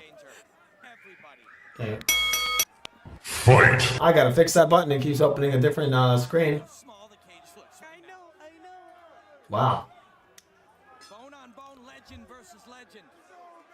All right, so we got both guys in the middle of the ring. The ring looks tiny with these 2 guys in it. Mm-hmm. Extremely tiny. I have a feeling this might end quick. Werdum's got to watch out because JDS is doing that kind of like pawing little jab. It's more of a range finder to kind of set up that big looping overhand right. JDS is a jiu-jitsu practitioner, but he likes to strike more than anything else. And he is looking ridiculous. He is in amazing shape right now. 39 years old, and he looks like he's got the body of a 20-year-old. Really in shape 20-year-old. Fabrício Werdum's fallen over. I mean, it might have some psychological effect that he was knocked down the first fight. I don't know if he got, like, I think he just sort of got himself tangled up a little bit. Yeah, Fabrício Werdum landing a good leg kick on JDS. Well, there you go. There's your high kick. Werdum is in amazing shape. I mean, he's always really takes care of himself, I'm guessing. JDS kind of like stepping forward, doing a little pump, feints. They respect each other. You can see that. For sure. Fabrício Werdum throwing this weird like kick to the chin. It's like up kick. Great for flexibility from Fabrício Werdum. Fabrício Werdum going for a double leg and eats a short right hand from JDS. No, that didn't land. Yeah, I think it clipped It didn't. him. Nope. Werdum landing a left and a right kick. JDS kind of feinting forward, not throwing anything, just a lot of feints. Both men, I just have to say, both men are in amazing shape. They're huge guys, too. They're real big. 6'3" and 6'4", I think. Yeah, big guys. I have to move our screen because it's flickering like crazy, so it makes it very hard to judge the fight. Can you see this, Bob? Yeah. Okay. Okay, we're going to move this over. All right, so it's a lot of feinting. It seems to be a lot of measuring going on. Can't really call a winner yet. Obviously, we have 2 minutes and 50 seconds left in the first round. I think this is a 5-round fight, hopefully. It might actually be 3. That'd be weird. Just a lot of posturing. JDS seemed to, Fabrício Werdum seems to have landed a more solid strike so far. But nothing too soft, nothing too incredible. JDS hasn't been hurt. There's another leg kick landed from Fabrício Werdum. Okay, JDS is just a lot of feinting happening. He looks like he's trying to set up that big overhand right. He's throwing a left hook and a right hook. JDS threw a left and a right hook. They're just touching. There's not really any power on him. It's very similar. I mean, JDS always does this, but you always got to watch out for him because JDS throws a lot of feints, and then he throws that big right hand that just knocks you the fuck out. You got Fabrício Werdum throwing a weird kick. He keeps throwing like this kind of weird kick. It goes up, straight up, and it comes down like a hammer. It grazed JDS. What do you think of what's going on here, Bob? I mean, I hope that this isn't 15 minutes of two guys trying to figure out how to get to the other one, honestly. It is weird. I mean, they're right next to each other. There's a big leg kick from JDS that turned Werdum around, made him do a spin. That's how hard the kick was. Right to the ankle. I'm impressed by Werdum's movement. I mean, for a guy who's been doing this for so long, you know. Over 15 years and 46 years old, and the guy looks like he moves around like a 30-year-old or a guy, you know, much younger guy in his 20s. I mean, look, he's 46.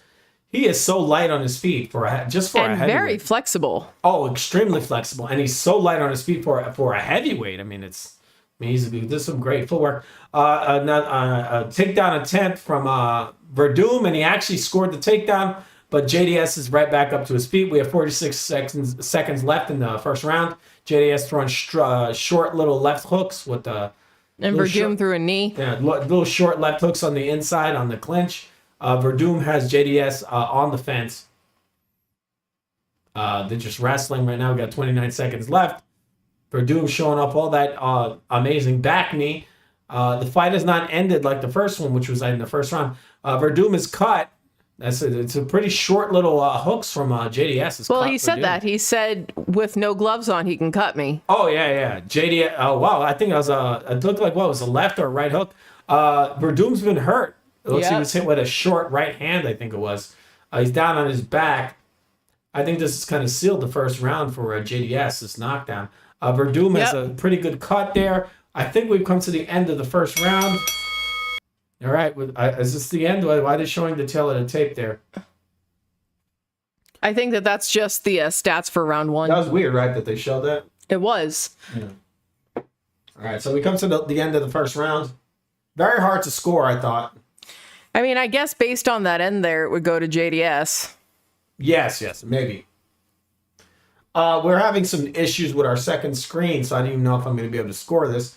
But I mean, we can do it verbally. I'm going to see if I can put this up on the screen. Our second screen is flickering a lot, but we did get to watch the entire first round. I think I'm going to give it to... I'm going to have to give it to JDS just because of the damage and the end of the round. It looks like Werdum was hurt. We're looking at the replays of the previous round. Anybody that's just joining us, this is Gamebred Bareknuckle MMA. This is on YouTube right now. Just type that in. You can watch it for free. And you are watching FUTV. Subscribe, people. Subscribe.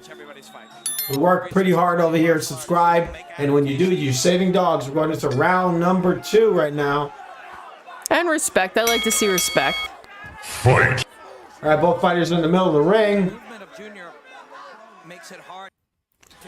It seems like these guys take a little while to warm up into the round. Like, whereas Weems comes galloping in like a psycho, these two are like taking their time. Yes. And I think that's... Werdum is getting way more aggressive now. JDS is like, oh, really?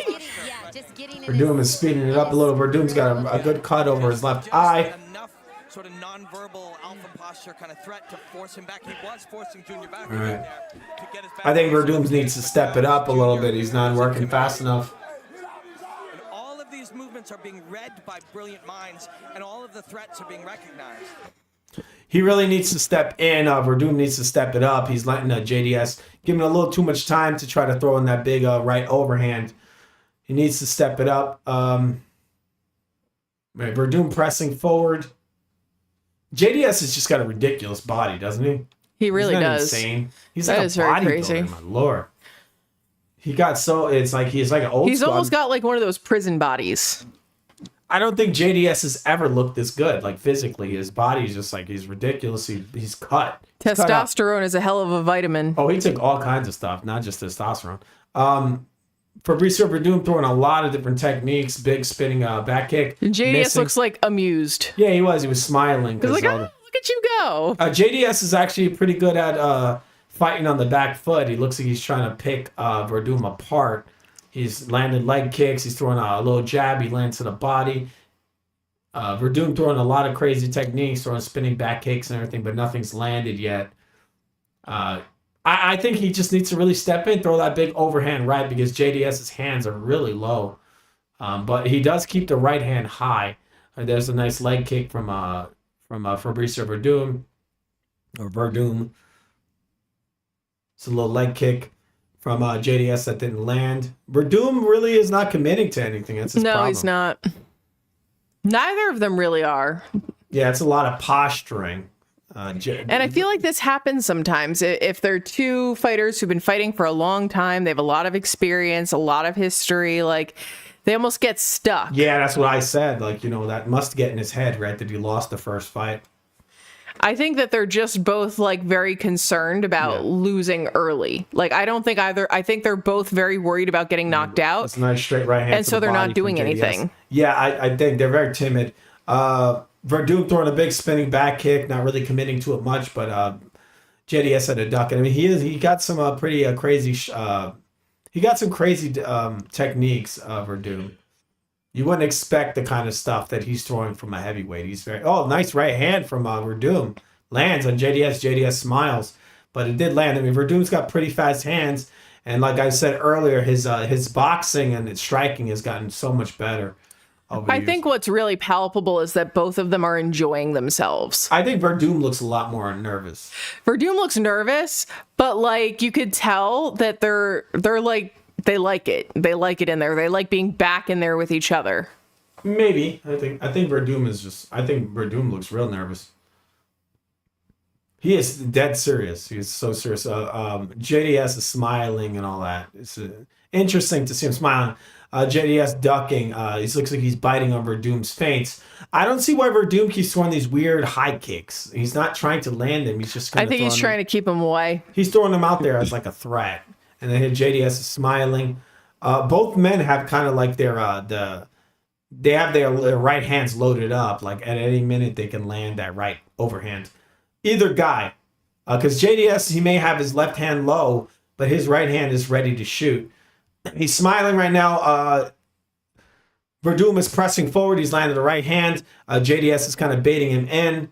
And now Werdum is trying to take JDS down. And it looks like he's got him down, actually. And JDS looks to be, he's trying to stand. He's doing a good job. He's back up to his feet. I mean, these are two jiu-jitsu guys who got good wrestling as well, you know. It's hard to take these kind of guys down. They're very high level.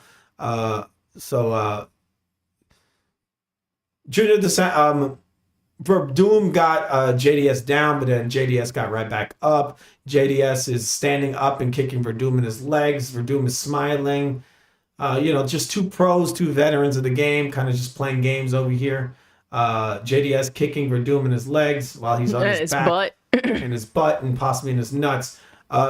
Werdum's getting up. He's looking a little worse for wear. I'd say it's a JDS round again. I don't know. That was kind of hard to It's score. close, but I feel like JDS is doing, like, Werdum is doing stuff, but JDS is doing stuff successfully.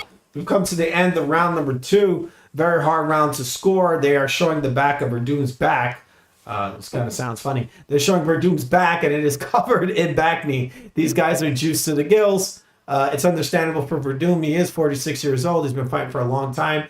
JDS is definitely juiced. He's looking a little better. The body's a little less zitified. He doesn't have zits everywhere. And he's smiling. He's having some fun. I think Werdum just really needs to press the action. We're in round number 3. Okay, we're going into round number 3. All right, I don't know if this is the last round. I don't know. Let's listen to some of this. It's torn up. Last and final round. Yeah. So this is a 3-round fight. Very hard to score. Werdum is breathing pretty damn heavy. JDS doesn't seem to be having much cardio problems. Werdum's going to need to finish him, I think, in order to really get this win. Both fights, this is the rematch, and it is a 3-round fight. I wish I would have made it 5. I mean, this is the main event. JDS with the left hand way down low. Way down low. Werdum would be better off throwing a little jab and a right hand. The left jab with a right hand. Just basic boxing. Basic boxing. All right, we got Werdum pressing forward. JDS kind of bouncing around. Hard fight to score, I think. JDS circling to the right. Werdum following. Come on. JDS, look, man, you're in great shape. What the hell are you doing? I mean, you got to do more than just what you're doing. He's just pumping. He's not throwing a lot of strikes. JDS kind of running away. Werdum pressing forward. Yeah, this is, I was a little worried that this was going to happen. Neither of them really brought the fight this time. They really need to just, Masvidal, for these MMA guys, he really needs to just make it boxing. Because then, you don't have the wrestling or any of that stuff. That's kind of slowed the action down, I think. All right, so you got Werdum pressing forward. JDS kind of just dancing, He's just dancing, He's not doing much of anything. He's just kind of, I hope they don't score damage because JDS is a little more damage. Yeah, and sometimes that can be distracting where you see the damage and then you think that, more things have happened than have happened. Yeah, I think they might score the damage. That's the problem. It's crazy that JDS is in such good shape, but he's not really throwing anything. He may be smiling and so on, but he is not doing much. Werdum is really pressing the action. There's a nice little straight left jab from Werdum that lands right on JDS's face. Werdum really, look, we got 3 minutes left. Werdum really needs to just throw that left straight and that right hand. Honestly, somebody needs to do something. Yeah, there's not a lot of action happening. Werdum is pressing the action. JDS is just pumping pumping this little left jab there. Not landing it, but pumping it. There's danger there. Werdum sees it. But it's not really a tangible thing. We don't really actually see. Werdum really has not really been hurt in the fight. He's cut, but he hasn't been rocked or. What do you think, Bob? Do you think he's been hurt? No, I don't think he's been hurt. I don't think so. I think he's kind of defeating himself with his nerves. But he is pressing forward. He's pressing the action. That means something, for him to press the action. He's throwing the majority of the strikes. He may not be landing, but he is throwing the majority. He is pressing the action. He's going for a takedown right now. JDS, and he succeeded in the takedowns like every time, I think. But not that one. That was stuffed. Like he gets JDS down. He just can't keep him but down. But there he didn't get him down. He got completely stuffed. JDS stuffed the takedown. JDS throws a jab and a right hand and misses both. Fabrício Werdum still pressing forward. JDS just not doing anything really. He threw a right kick on our Werdum. And it really didn't land. Werdum really just pressing the action. He is the one. JDS landing a little jab to the body and a little jab to the head. Both are one missed, the other one was just just a little glancing touch. JDS looking at the clock for a moment there. A lot of posturing. It almost looks like a feeling out round, even though it is the third round. Yeah, like I would almost expect this in like round 1. Yeah, exactly. That's what I'm saying. This has been a whole fight of round 1. This looks like a feeling out round, and that's weird. You guys are deep in the fight. You're in the last round. You have 1 minute and 30 seconds left. You need to go for it. Fabrício Werdum pressing forward. JDS throwing a little, like a kind of an arm punch. It's a left straight, but it is an arm punch. It's not anything on it. There's another one. He throws it almost in a downward motion. It's almost like a hammer. All right, so we had JDS. JDS kind of standing his ground. Werdum, and JDS definitely has a lot of some weight on that punch, even though he's not really putting his weight behind it. He did cut Werdum on the nose. It looks like he has a cut on the bridge of his nose. I mean, his eye actually has his eye is pretty good cut. Messed up. Yeah, I mean, JDS has a lot of power, a lot of weight in his hands. I hope they don't score the cuts, because for the most part Werdum is winning this third round. JDS is landing kind of like some little. It's just a push jab really, but he's got a lot of weight on it. I mean, he's got Verdum's eye destroyed right now. But I could also see them scoring the fact that Werdum looks nervous, whereas JDS looks very calm, very collected. I mean, JDS has caused the majority of the damage. Werdum's face is all busted up.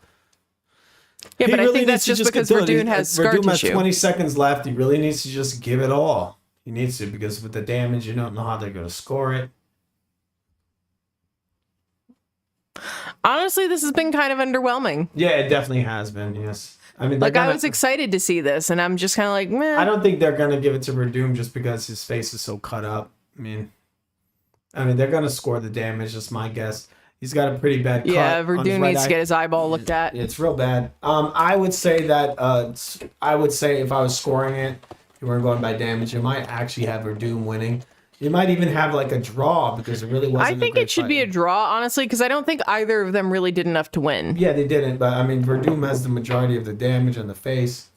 That's a bad cut he got just from a little jab. He got a cut in his face. I mean, I think that when you've been fighting that long, you just have so much scar tissue that, like, that could be it, yeah. A stiff wind will cut you open. I mean, a lot of times also you notice this in boxing. A lot of times when guys go away from the sport for a long time, they're more prone to swelling and cuts and all. It's really weird. If you go away and you're not used to getting hit, it's like you got to build your body back up for it.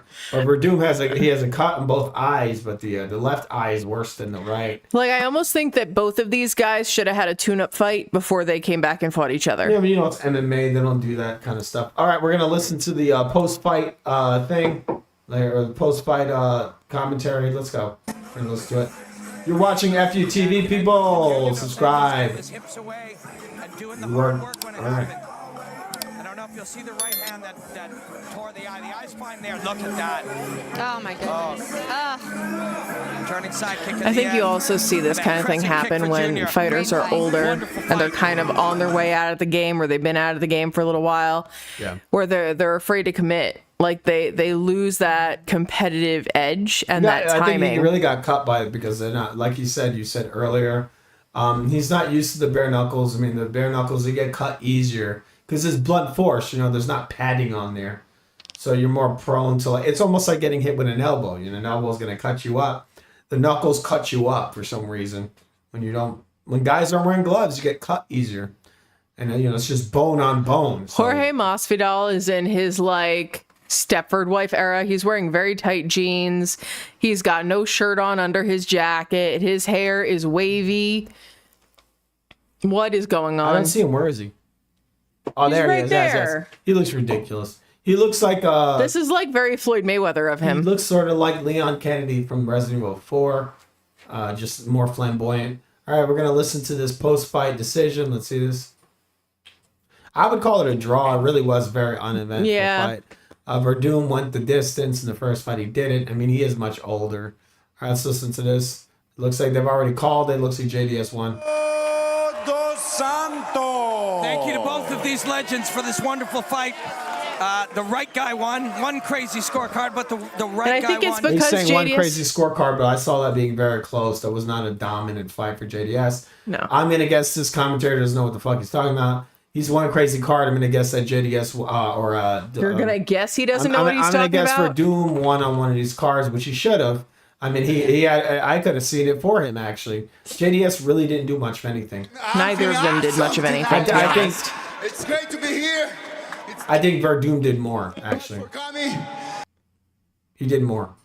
And whatever, he might have, but he didn't do enough. Here, if you're gonna run, if you want to go around, I'll do it. But man, I feel like it's an amazing fight. You know, Werdum should have been 5 rounds. They were the bump in my career. They should have had a fight before this fight. They should have fought with different people, got themselves back in the swing of things, Junior, had another camp, pretty much then everything fought there is each to other. do in the sport. Yeah. Have you ever fought bare knuckle before? No, it was the first time. Yeah, I think this should have been 5 rounds for sure. But you know what is the this is Gamebred Bare Knuckles number 8. No, I think that's September 8th. I don't know which one this is. This might be the 2nd or 3rd. Right, like they're still figuring it out because I feel like a lot of the matchmaking for this card was kind of off. I mean, this was a good match, but I mean, Werdum is rusty. I didn't even know the last time he fought. Right, but that's what I'm saying. Like, a lot of the fights on this card seem to be mismatches, and this I think fight, Werdum is more. I think JDS is more active. This fight could have been fantastic, but I feel like they jumped the shark. Like both fighters needed to kind of get back in the swing of fighting before they went and did this. But I think JDS is more active than Werdum is. I don't even remember the last time I saw Werdum fight. I feel like I remember him retiring. Did he retire? They left the UFC, but they didn't retire. Aí, e eu fico feliz de estar lutando com eles de novo. Beijo para toda a galera da ATT, the best team in the world. What an end to a spectacular night of bare knuckle MMA, man. All right, so we got JDS winning the rematch, and JDS lifting. I guess hopefully that's his wife that he's just lifting and kissed. They're showing a recap of the highlights of the card. Yeah, some decent fights. Not a great main event. It wasn't too into it. It was just kind of a lot of posturing. You know, points victory for JDS. It really was doing nothing to the whole fight. Werdum was pressing forward. You know, the older fighter was very rusty, was pressing the action. I mean, that's not a good sign. And then he got cut up at the very end of the fight, and they gave it to him. I'd like to see. I didn't listen to the decision. But I assume that Werdum probably got one of the cards, and the commentator said, "Oh, that's a crazy card." I don't agree. I think it was a very close fight. I think, if anything, Werdum won the majority of the fight. He really was pressing the action, landing a majority of the strikes, which were jabs and leg kicks. And then, you know, JDS landed a couple of jabs at the very last. He's a heavy-handed guy. He landed some little jabs, and he cut Werdum up at the very end of the fight, and they gave it to JDS. All right, so Bob, what'd you think? You know, I think that Gamebred needs to kind of work itself out a little bit in the context of how they make their fights, but it's a fun card. I agree with a lot of what you said, but I do think that it's a little disappointing because I think that if JDS and Werdum each had like a prep fight, like a fight, but not each other, this would have been a much more exciting sort fight. Of like boxing, like a tune-up. Yeah, they need a tune-up. They each needed a tune-up, and then they could have fought each other. I feel like this was kind of a wasted opportunity because they both had so much ring rust when they came in. It was like an entire fight of first rounds. They were very nervous, it looked like, both fighters. JDS might have been smiling, but he did look very nervous. But, yep. Let's see this. I got some weird stuff going on my screen. All right, so it looks like it's the end of the Bare Knuckles card, obviously. Hopefully you guys got to watch this live on YouTube. I don't know if they're going to be doing a replay. I assume they are going to, and they did show it. We watched this live. It was on YouTube, and it was free. And we have some words from Canelo. He has some things to say. Hopefully this time he has some uplifting comments that are going to make everybody feel better about their lives and possibly about this card and about the state of the world. This is going to be an uplifting message that lifts people straight out of depression and out of whatever they're dealing with in this. Life gets hard. All right, so Canelo, what do you got to say about to uplift the people? Because we are going through some hard times. Let's see. Come on, man. What the hell? What the hell was that?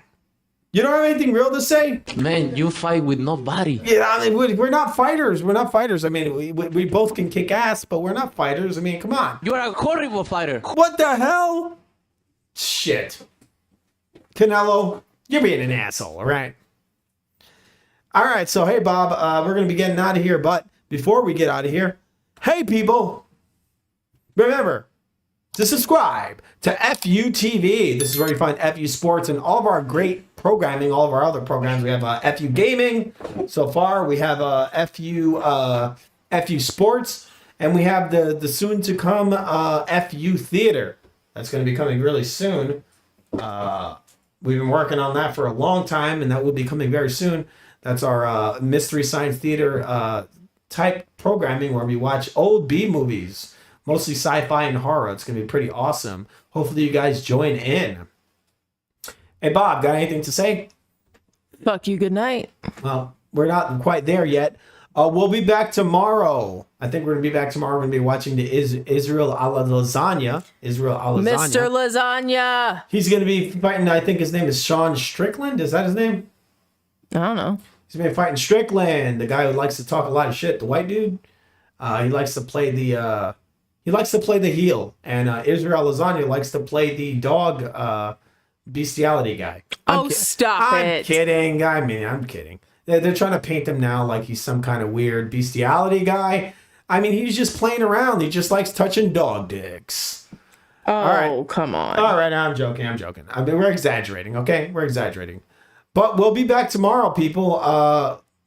Hopefully we see you there tomorrow. And we still will be releasing, I said it earlier, we're going to be releasing that preview of EA UFC 5, our first impressions. Maybe not the greatest night of cards, but of fights. But it was pretty good. I thought it was pretty good. What did you think of it, Bob, of what you saw? I thought it was a really engaging and fun card. I think that I prefer these more grassroots cards in a sense where you're not seeing this big cult of personality. You're seeing real fighters come out excited, bringing what they bring, including unhinged Dr. Sebi rants, and what seems to be very fair scoring. So I really enjoy these cards. I do enjoy that they're fair. They have the fair scoring. There's no bias, really. But we're getting out of here, people. We'll be seeing you tomorrow on the UFC card. Remember to subscribe to FUTV. This is where you find the amazing FU Sports. We're going to keep working at this, and we don't care. We don't care if you don't watch it. It's just going to keep getting better and better. We don't care. We're going to keep working at it so this becomes the greatest channel in the world. We're not going to stop. Shut your mouth, Van Damme. Shut your mouth. And that's the foot of YouTube that's trying to shut us down. That's the foot of YouTube that's trying to shut us down. You're not going to shut us down. You're not going to shut us down. All right, you can also find FU Sports at twitch.com and rumble.com. And I also have it on Facebook. We're going to be branching out further, people. But you can find this on youtube.com at FUTV. And we have a word from Joe Pesci. He wants to say something to you guys. What the fuck is this piece of shit? It's not a piece of shit, Joe. It was an okay card. It was decent. But we're going to be getting out of here, and we'll be seeing you tomorrow on the UFC. I forget which number it is, but we're going to be watching the Israel a la Lasagna fight. Hopefully you guys enjoyed this, and we'll be seeing you soon. And by soon, I mean tomorrow. Bye-bye. So see you later, and have a good night, everyone. See you later.